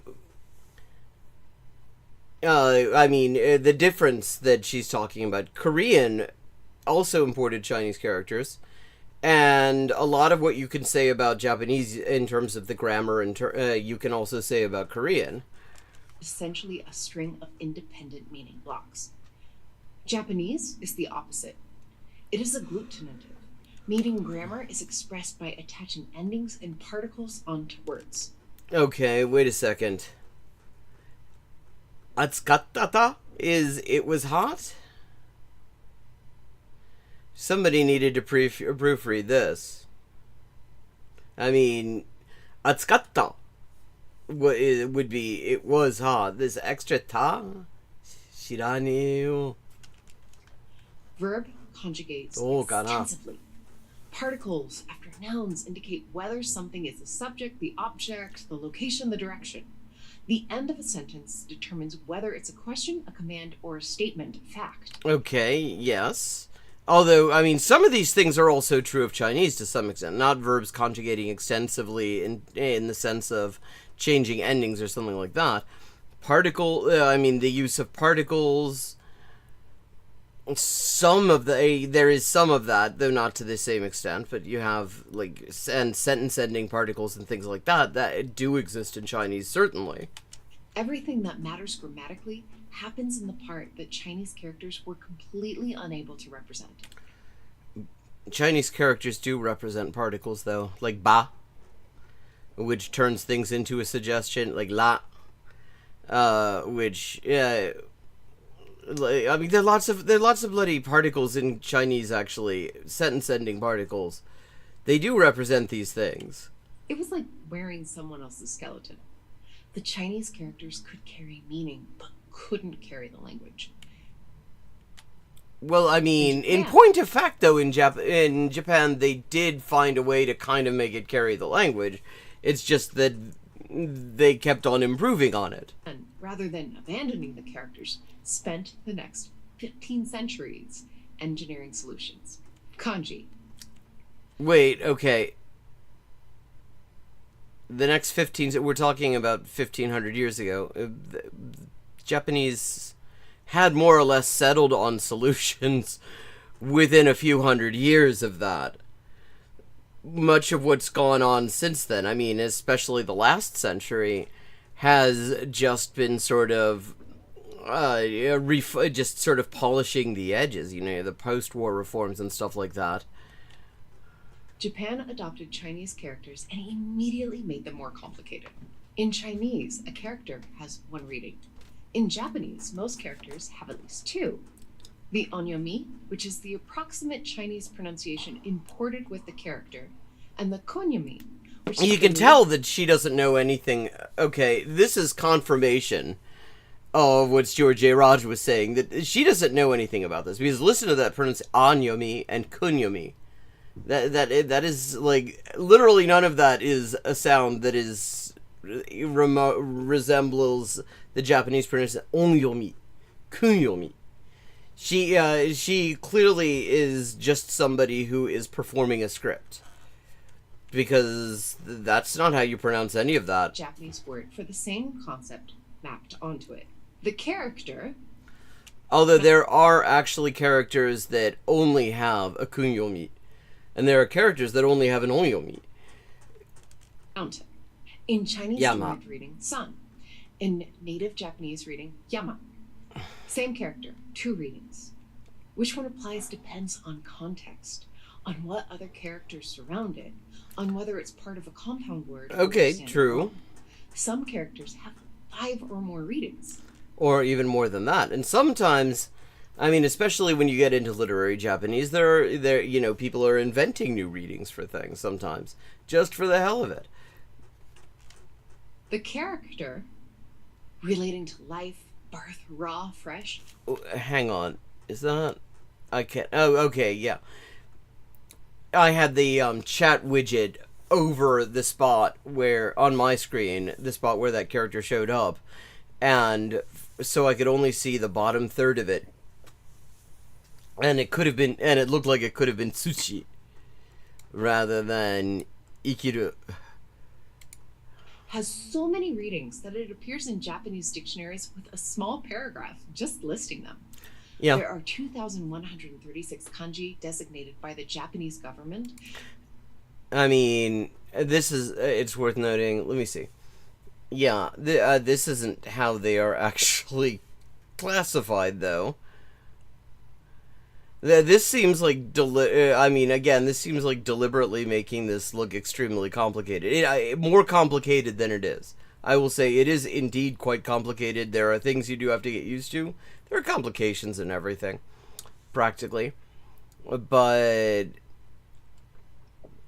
yeah, one of the things that the Japanese government in those reforms did was try to impose somewhat more straightforward logic to the way these things are done, even before that, there's a structural logic, because the logic of radicals, the logic of han and kamuri, as the standard set for daily use.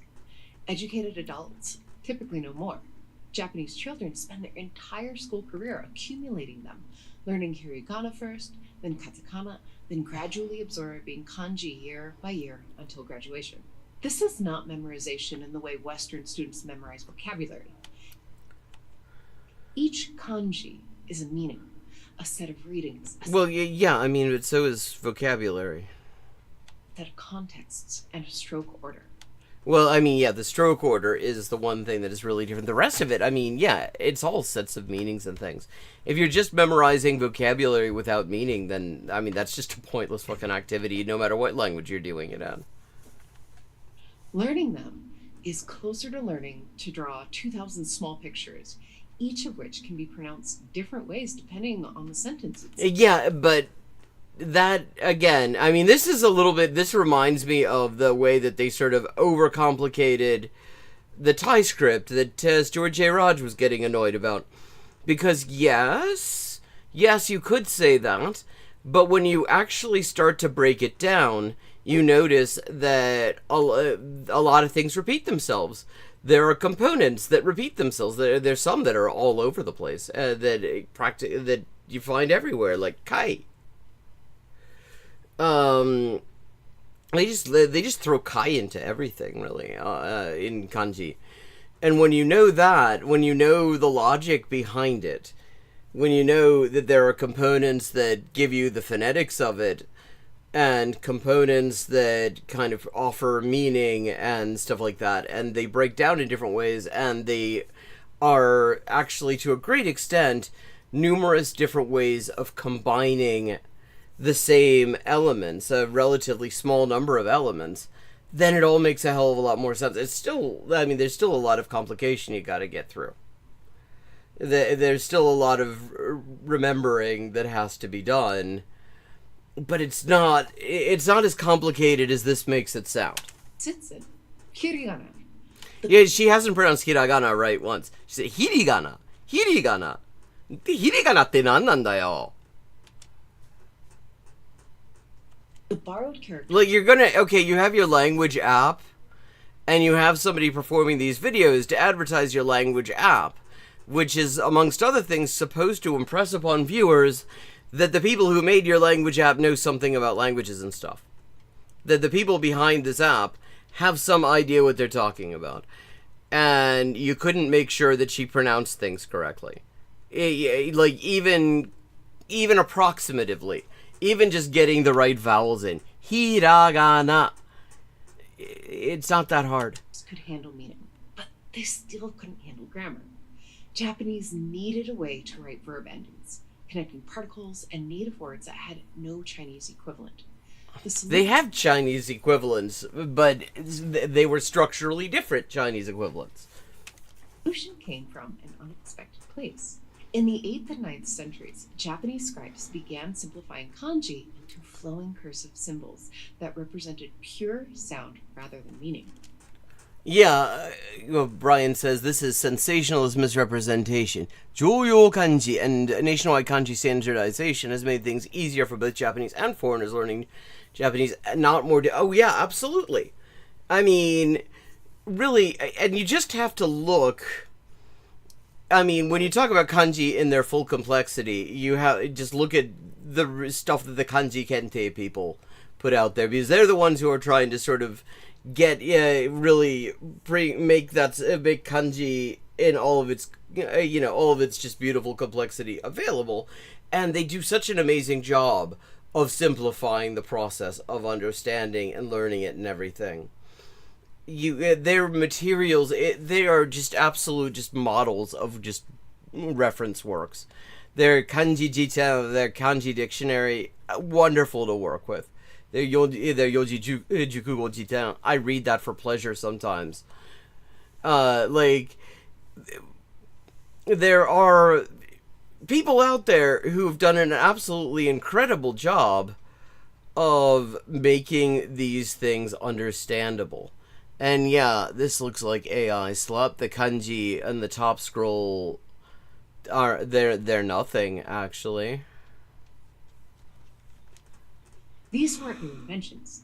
They were kanji stripped down to their phonetic essence, simplified until they became something new. This became hiragana. What the hell's up with these buttons? One of them says still alive. One of them says needs coffee. Yeah, okay. It's just like random flair. Let's see if she gets the pronunciation of hiragana right this time. Simplified until they became something new. This became hiragana. Oh, I mean, that is a tolerable pronunciation. Yay, once. Here's the part that history mostly glossed over. Hiragana was primarily developed and used by women at the imperial court. Women who were... Actually, in Murasaki Shikibu's introduction to the Tale of Genji, she actually talks about men complaining at the time that women were using too many kanji because of woke. I fell asleep at many points in my reading of Genji Monogatari, and I still have not finished the entire thing, because it's really, really long, actually. It is a very long novel.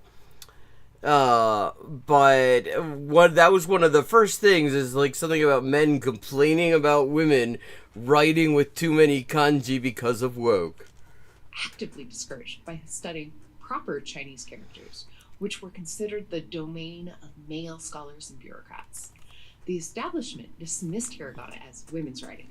an inferior informal script. Then, Murasaki Shikibu wrote The Tale of Genji in hiragana around the year 1000 CE. Not just in hiragana, she wrote it in kanji as well. The Tale of Genji is often considered the world's first novel. A psychologically sophisticated, structurally complex, emotionally precise account of life at the Heian court. Heian. Like, even if we're not going for, like, correct Japanese pronunciation, Heian. Like, could somebody have just made some notes on the autocue? Written in the script that male scholars had called beneath serious literature. In the script the establishment dismissed, a woman produced one of the greatest works in the history of world literature. Today, hiragana is the first script Japanese children learn. It is the foundation. The thing the court thought was informal and secondary turned out to be the entry point into the entire language. Katakana. Why hiragana was... Wow, that title disappeared quickly. The thing the court thought was informal and secondary turned out to be the... Why the fuck does she have a name tag that says define?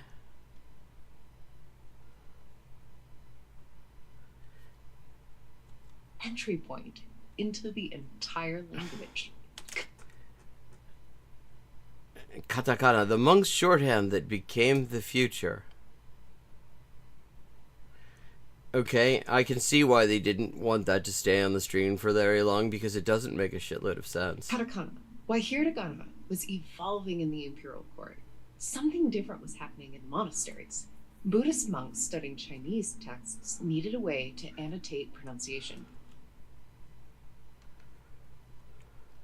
Quick margin notes to remind themselves how a character was read. They developed... Okay, I'm curious what...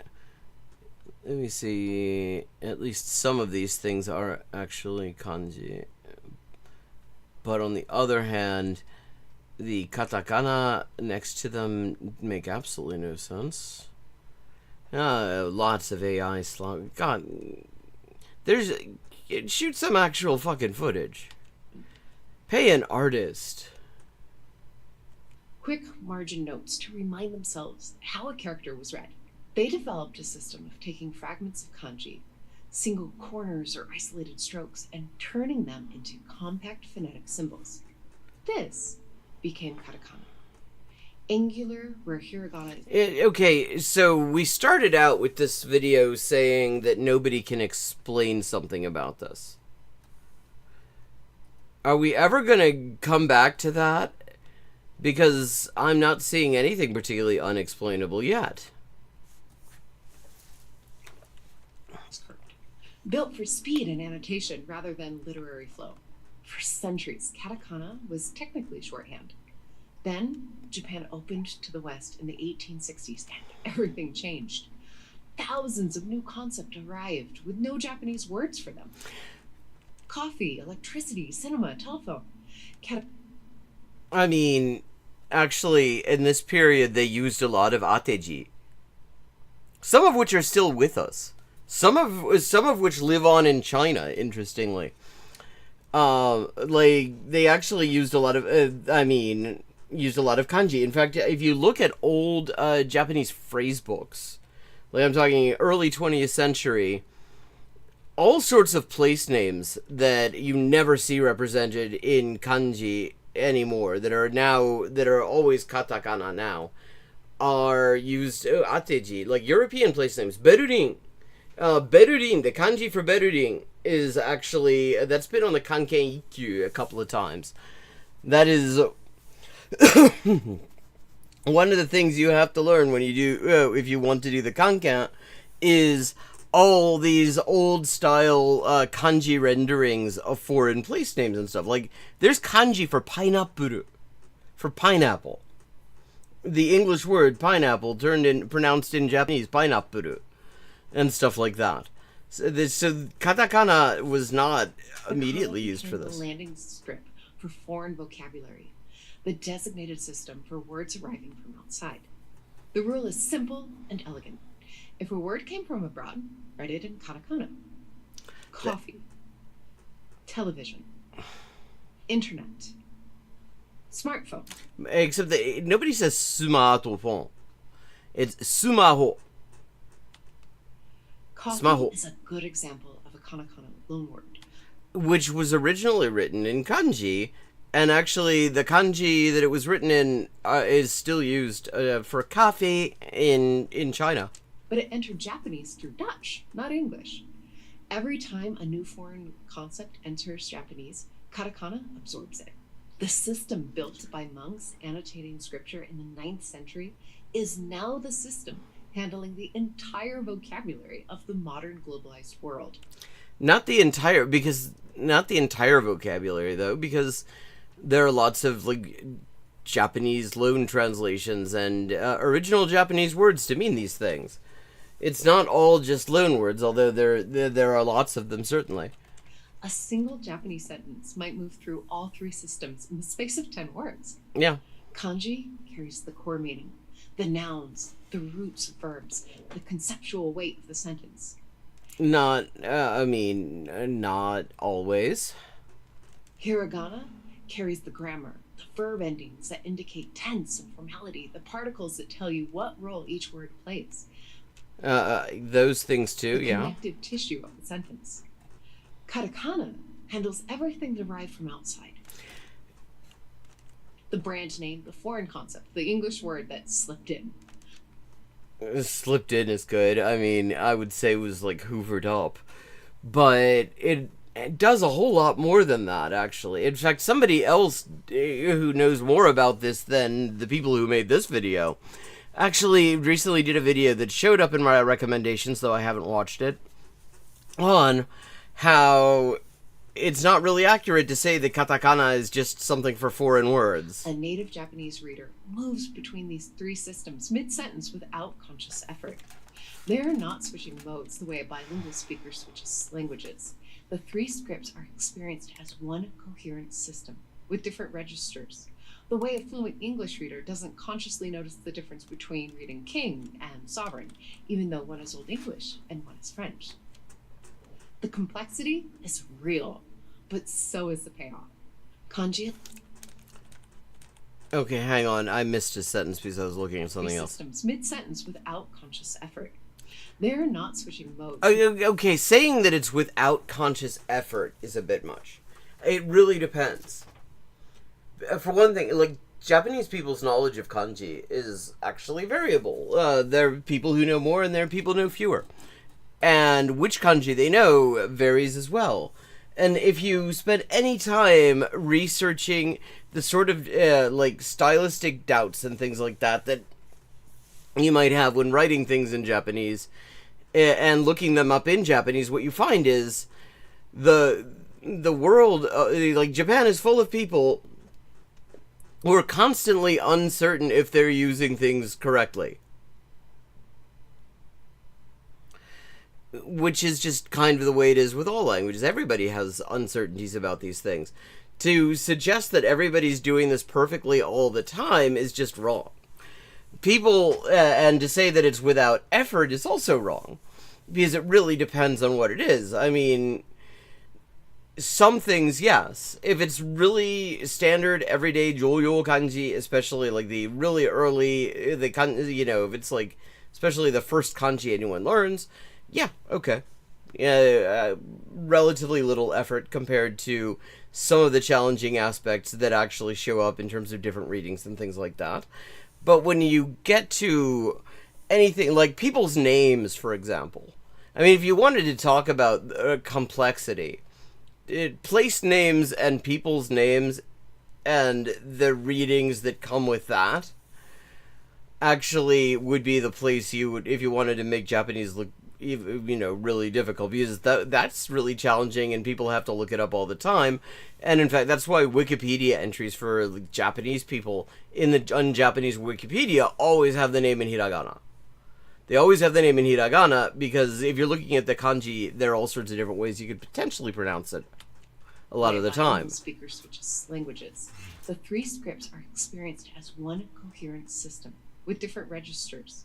The way a fluent English reader doesn't... They're experienced as one coherent... I mean, I guess. ...consciously notice the difference between reading king and sovereign. I mean, I think people do consciously notice something of a difference. Like, king is very straightforward phonetically. Sovereign is 3 syllables, and there's this GN thing that... you don't pronounce the G. Even though one is Old English and one is French. The complexity is real, but so is the payoff. Kanji allows Japanese to pack information with extraordinary density. I mean, true. Gomuhochi Shimbun. Where the hell did they find this? The Japan Rubber Weekly. Oh. 西部の景況感やや良好。ああ、よかったな。西部の景況感。Japanese newspaper headlines convey 日刊工業新聞。ああ、読売ネトウヨ新聞。And kanji resolves a problem built into the Japanese language itself.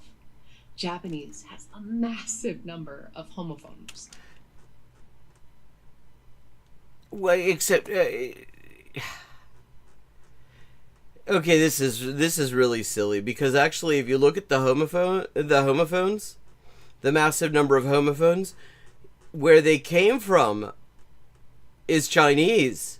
Kokuhaku, gaobai, kokuhaku, all of these are the kanyomi, the onyomi, rather, sorry, of these characters, which is to say the homophones, the problem that kanji is solving here is a problem that was imported with them.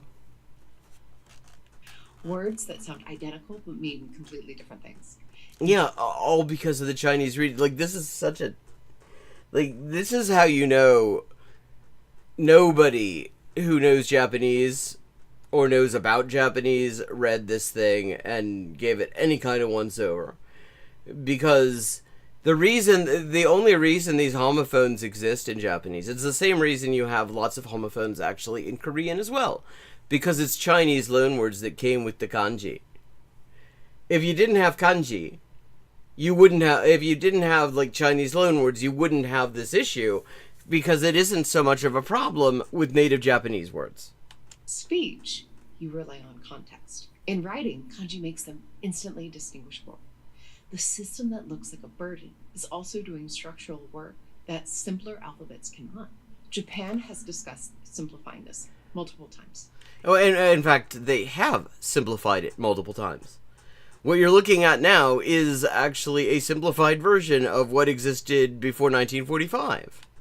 After World War II, during the American occupation, authorities seriously considered forcing Japan to adopt the Latin alphabet. Actually, it's worth noting, this is not just post-war. I don't know how I went down this rabbit hole, but I found a search engine that was the Hansard, the actual verbatim record of the debates in the Imperial Diet pre-1945. And so I just started clicking through random dates to see what they were talking about. And one of them was talking about introducing romaji for everything. There was a debate in the Imperial Diet about maybe just using the Latin alphabet and simplifying everything that way. And fortunately that did not happen, because that would not simplify anything. This would be so much harder. Romaji. Educate Romaji. Maji kayo, kono hatsuon. Leaders from the United States argued that the complexity of the Japanese writing system was a barrier to literacy and modernization. The proposal had real momentum. It didn't happen. And the arguments against it were not merely sentimental. Every book, every legal document, every piece of literature written before the reform would become unreadable within a generation. The entire written history of Japan, 15 centuries. Yeah, this is not, I mean, yes, all of this is true, but, I mean, the thing is, a lot of this stuff already, like, unless you are, like, a classics, a classics scholar, or something like that, reading Japanese texts from 1,000 years ago, I mean, most Japanese speakers can too. It's why when you have, like, Genji Monogatari, most people who have read Genji Monogatari, modern, in the modern day, are not reading Murasaki Shikibu's original. They're reading a Gendaiyaku, a modern translation, because most people cannot actually understand classical Japanese. Like, this stuff already is low-key unreadable to a certain extent. The farther you go back, the more it is, because the writing system changes. But that's not really that's not the main problem, though. The main problem is that everything becomes, if you just reduce everything to the Romaji, it becomes even more unreadable at this point. Of it would be locked away behind a script most citizens could no longer access. Japanese homophones, which kanji resolves visually. God, she's like, this must be. I think Stuart J. Raj is absolutely correct at this point. This is chat garbage production terminal script, because these are not Japanese homophones. They are imported. They became Japanese homophones, but they are actually Chinese loanwords. All of these homophones are Chinese loanwords. That's why kanji is so good for them, because they were written in kanji before they were ever written in hiragana or katakana. Baka! Would create consistent ambiguity in plain phonetic text. And the information density that kanji enables would be lost.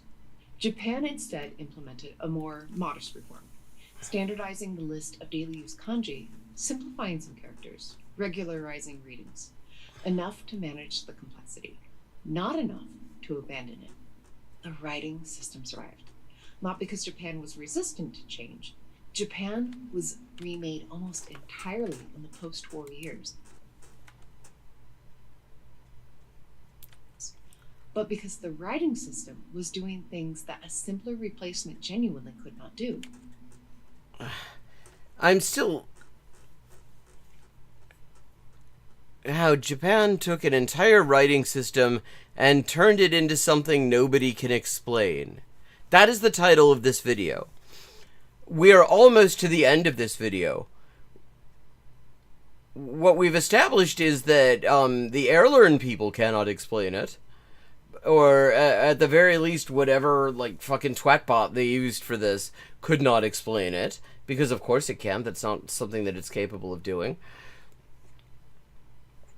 But like, what the hell is any of this? And now this is just going to trail off? Japan didn't plan to build the most complex writing system on Earth. Really? They didn't plan that, did they? It planned to borrow China's. I don't think they planned that. It's not like they said one day, yeah, shit, we could really use a writing system. But I really don't feel like in-housing it. Maybe there are some Chinese people we could borrow it from. Let's plan to do that. I don't think that's what they did. I don't think that's how that worked. I don't think they were like planning to do it. I think they ended up having, relations with China, traders and things like that coming over in both directions. And it became, it was the first writing system they were exposed to. So they started trying to use it. I don't think they planned that ahead of time. Then it spent 15 centuries patching the mismatch, one layer at a time. The mismatch, I mean... First of all, no, again with the 15 centuries. No, as she already pointed out earlier in this fucking video, that Murasaki Shikibu, over 1,000 years ago now, more than 1,000 years ago, actually, was already using the patches. The patches were already there. They were already in use. The mismatches were already patched. That's not what was being done in most of those 1,500 years. They already sorted that out. The fundamentals were already sorted out by the beginning of the last millennium. Kanji for meaning. Hiragana for grammar. That's not true. I mean, yes, hiragana is used for the grammar stuff. If we're just going to pretend that word endings and stuff like that are the only thing that is grammar. But they're not. That's not all that hiragana is used for. Hiragana is used for all sorts of other things too. Katakana for the modern world. Katakana is not for the modern world. What the fuck does that mean? Like, that does not make, none of this makes any sense. I mean, that makes less sense than the other things, let me just say. Because lots of the modern world is represented in kanji. Plenty of things, plenty of modern devices are represented in kanji. And hiragana as well.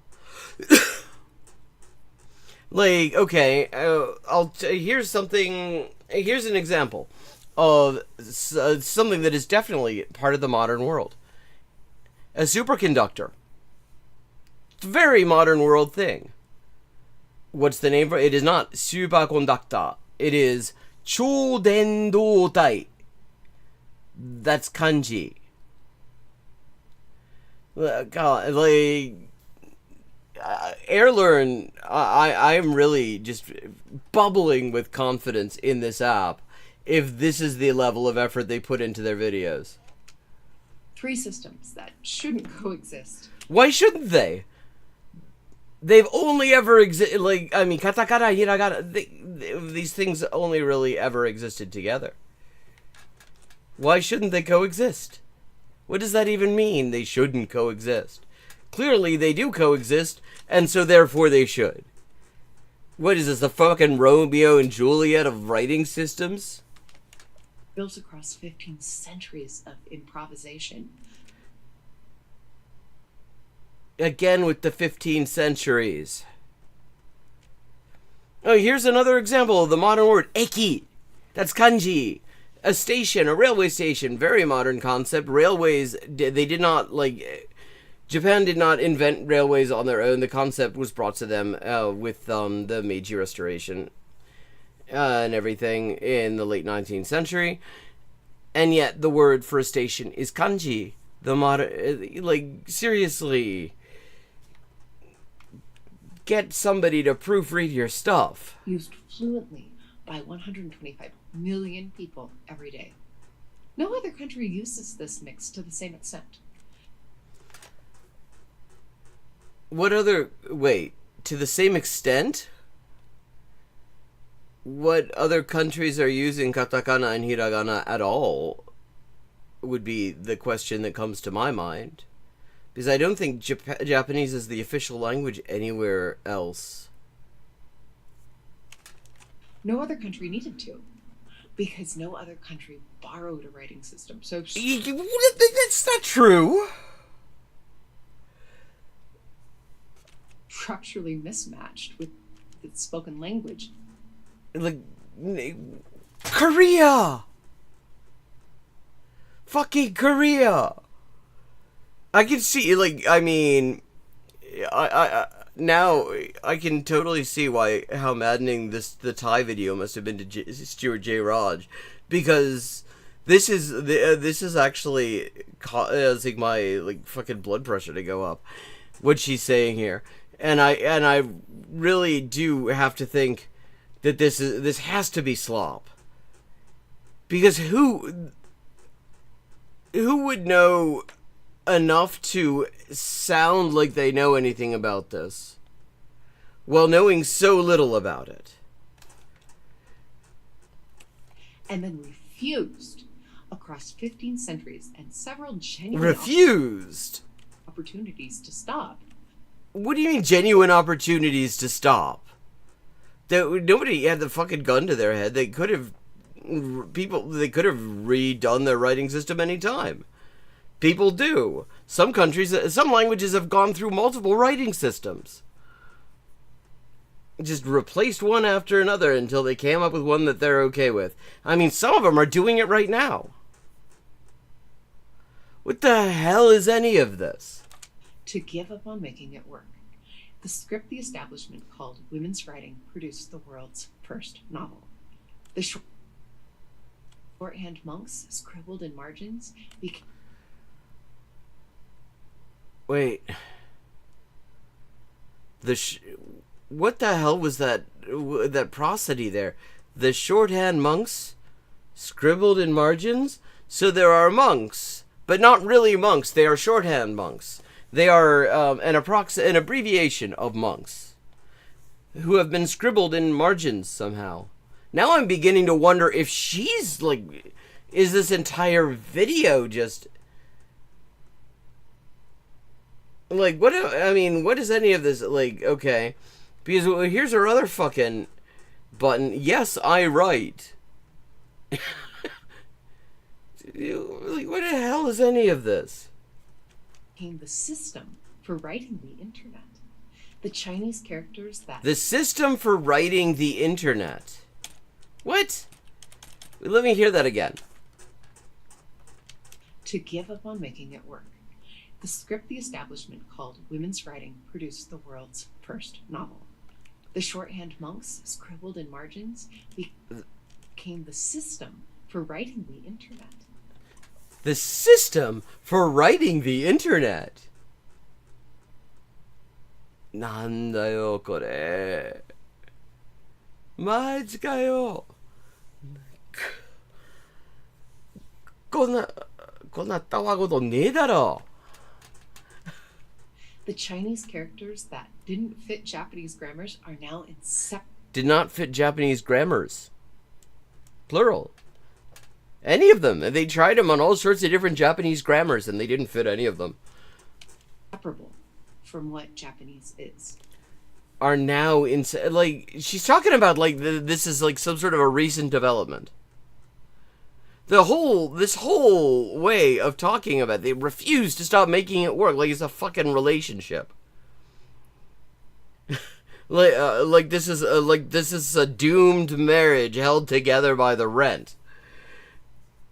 Like, what is any of this? Jesus. That is the thing about language. Oh, I can't wait to hear the thing about language from somebody who... The misfits become the system. The misfits wow, that's very deep. The misfits become the system. See, I would have said that actually the reason these things are inseparable, the reason you have these writing systems, is because at a certain point, they really were, and still are, the best possible way of representing the full range of the language. That they're not a misfit. The patches become the structure. The patches become the structure.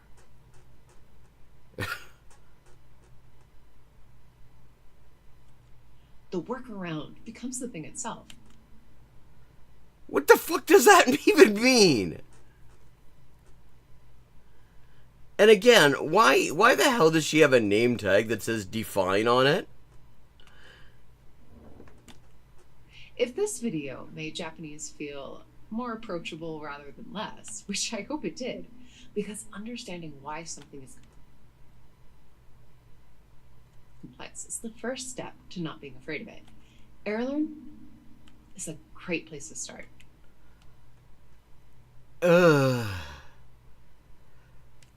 Okay. What in the hell? C'est la vie. No pasa nada. Chalta hai. This is what is written on this jacket of hers. Wow. Wow. That was like that was impressive suck. That was deep sucking. That move that was painful to watch, actually. I thought, for a while it was like, okay, what she was saying was kind of a tolerable description, although very sensationalized. As Brian, correctly described it, I would say sensationalizing is exactly what was going on there. But as it went on, it made less and less sense somehow.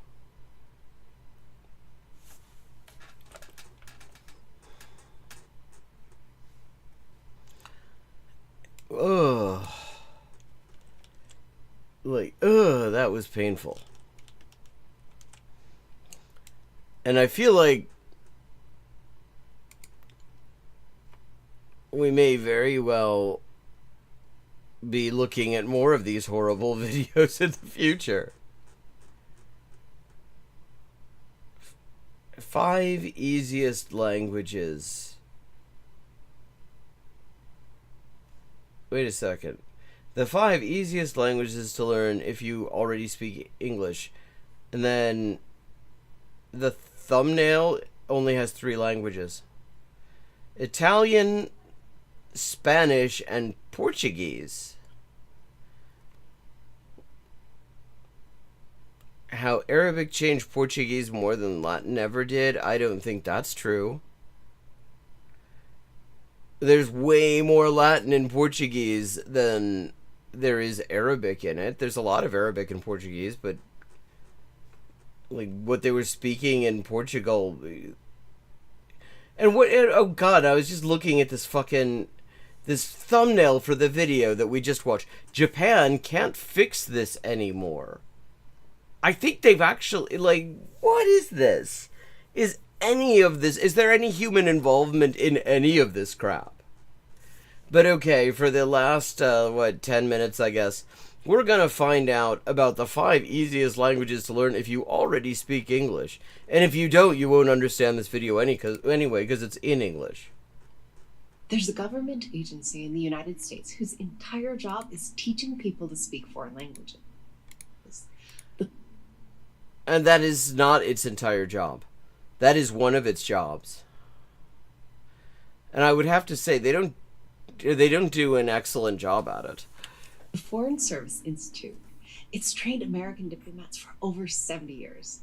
And over that time, it has measured exactly how long it takes an English speaker to reach professional fluency in language after language. Actually, that's not quite accurate. The figures that she's about to cite, or possibly misquote, do not actually say what the level of fluency is in the respective languages. The results are not equal. Some languages take their students around 2,200 hours to... The Duden English. The Duden German English. And the Oxford Latin... Why has she got 2 Oxford Latin dictionaries? God, did anyone put any effort into this crap at all? Master. Others take as few as 600.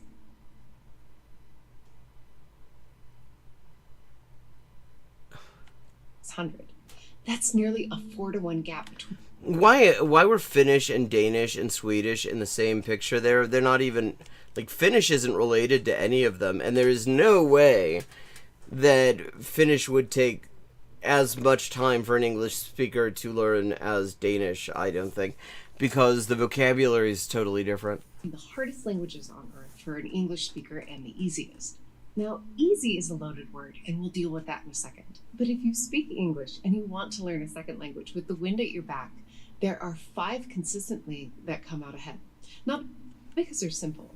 None of them are. But because they start you closer to the These fucking gestures, too. Than anything else.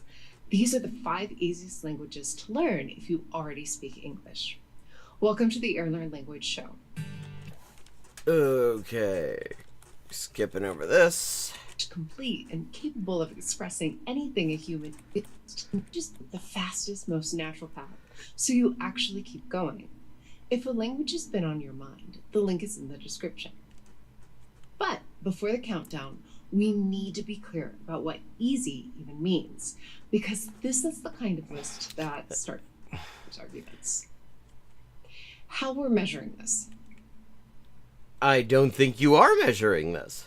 Easy does not mean simple, and it absolutely does not mean lesser. Did anyone... What? Huh? Every language on this list is rich, complete, and capable of expressing anything a human being can think. Wow. It's rich, complete, and capable.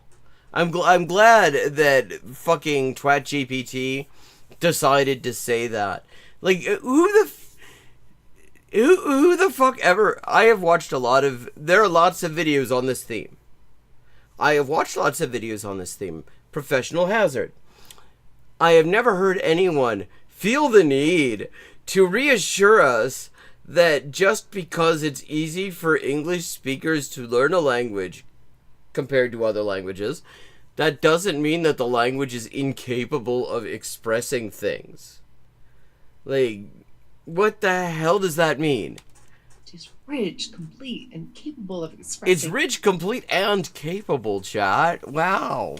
Anything a human being God, can this is think. garbage. When we say a language is easy for English speakers, we mean one specific thing. It's close to English. I mean, okay. But then the languages that were on that thumbnail are not the closest to English because they're Romance languages and English is a Germanic language. Close in vocabulary, close in grammar, close in sound, or close in the alphabet it uses. Or? Like, so something could be close to English only in terms of the a similar alphabet, and that would somehow count? The less distance there is between English and your target language, the less you have to learn from scratch. And that closeness is not the same for everyone. This entire list... Okay, but it will be for this roughly the same for everyone who is starting from the same native language, though, surely. This is built for English speakers. If your first language were Arabic or Japanese or Tamil, the list would look... Tamil? God, like, pronounce things correctly. You're selling a fucking language app. completely different because easy always depends on where Tamil. you're starting from. A language that's hard for an English speaker can be effortless for someone whose native tongue is its cousin. So this isn't a ranking of good languages versus bad ones. Who the hell thought it was? What kind of... Did somebody... Nobody, I'm gonna call it, literally nobody was involved in making sure that these scripts made any sense before this thing was filmed. Assuming it was even filmed.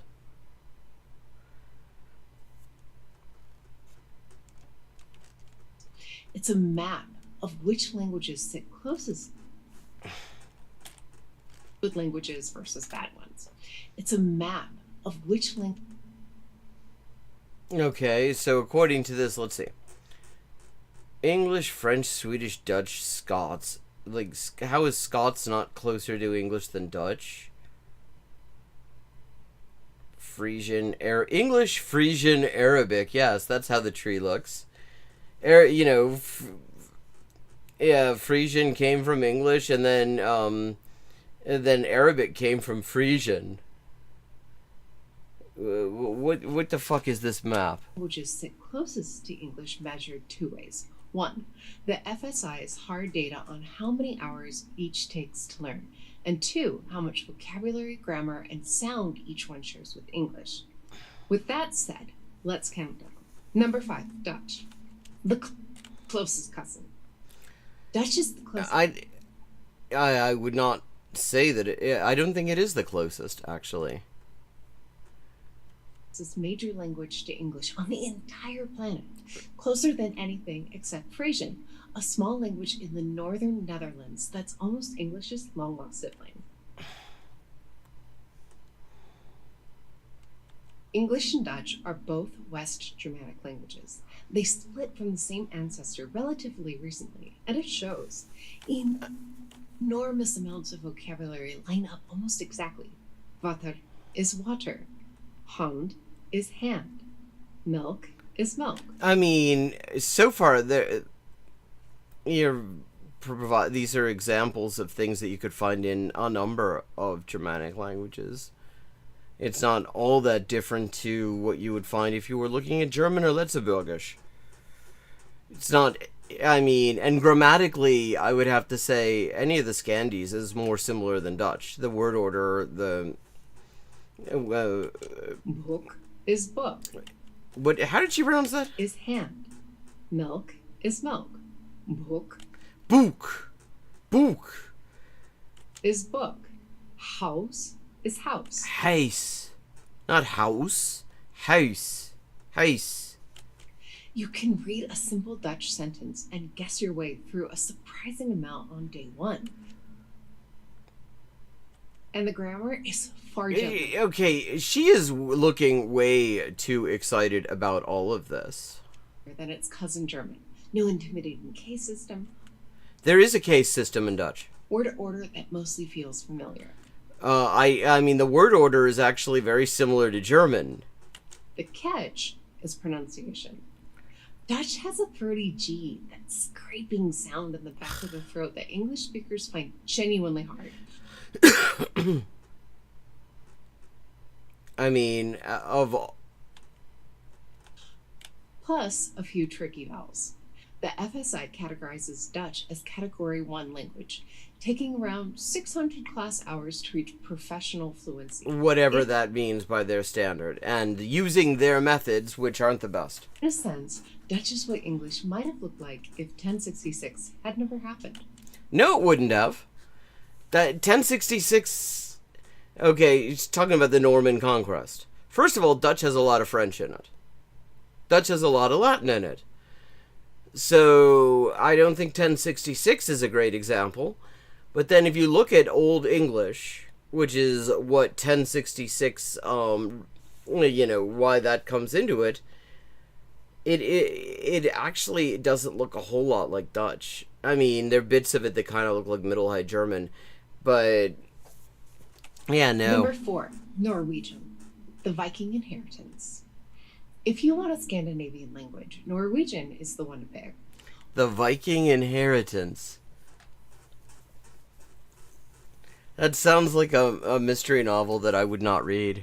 One of the 3 big ones, Norwegian, Swedish, Danish. Norwegian is widely considered the most approachable for English speakers for 2 reasons. First, its grammar is remarkably simple and regular.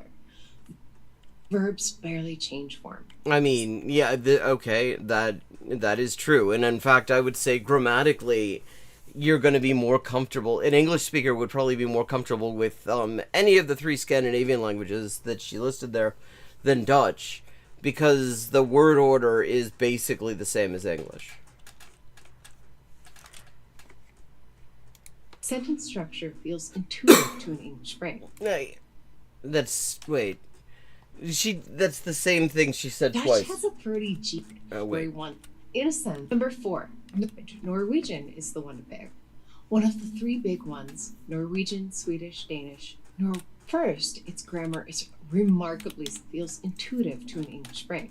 Second, to an English brain. And this is the fun part, English and Norwegian already share a deep layer of vocabulary, courtesy of the Vikings. A deep layer of vocabulary courtesy of the Vikings, and this is the fun part. Like, just a little bit of editing. I mean, I'm beginning to wonder if she actually exists at all, or if she is just like some sort of a bit of, a Gen AI flatulence, because she does these line reads as if this stuff makes any kind of sense, and it really doesn't. When Norse settlers poured into English 1,000 years ago. Poured into English. They poured into English. They left hundreds of words behind. So a lot of core Norwegian still rhymes with English. Hus is house, vinter, winter. The word barn means child, related to the Old English word bairn. The spelling is consistent and the pronunciation is gentle. Norway. The pronunciation is gentle. Like Norwegian, the thing about Norwegian is there is a huge amount of regional variation. There is also, when you talk about Norwegian, there are two different official variations. There's bokmål and there's nynorsk, and those are the writings. Those are different. And you're gonna summarize like. It has two written standards, but the common one, bokmål, is easier and more. Oh, okay. She did. Okay, she is mentioning that. Used. Norwegian is considered one of the easiest languages for English speakers. I will say that is true. I would absolutely say that as well. Typically grouped with Category 1 languages at around 600 class hours. In a real sense, you already speak a little Norwegian. The Vikings made sure of it. Number 3, Portuguese. The underrated giant. The underrated giant? Nobody... What the hell does that mean? Now we move into the Romance languages, the descendants of Latin.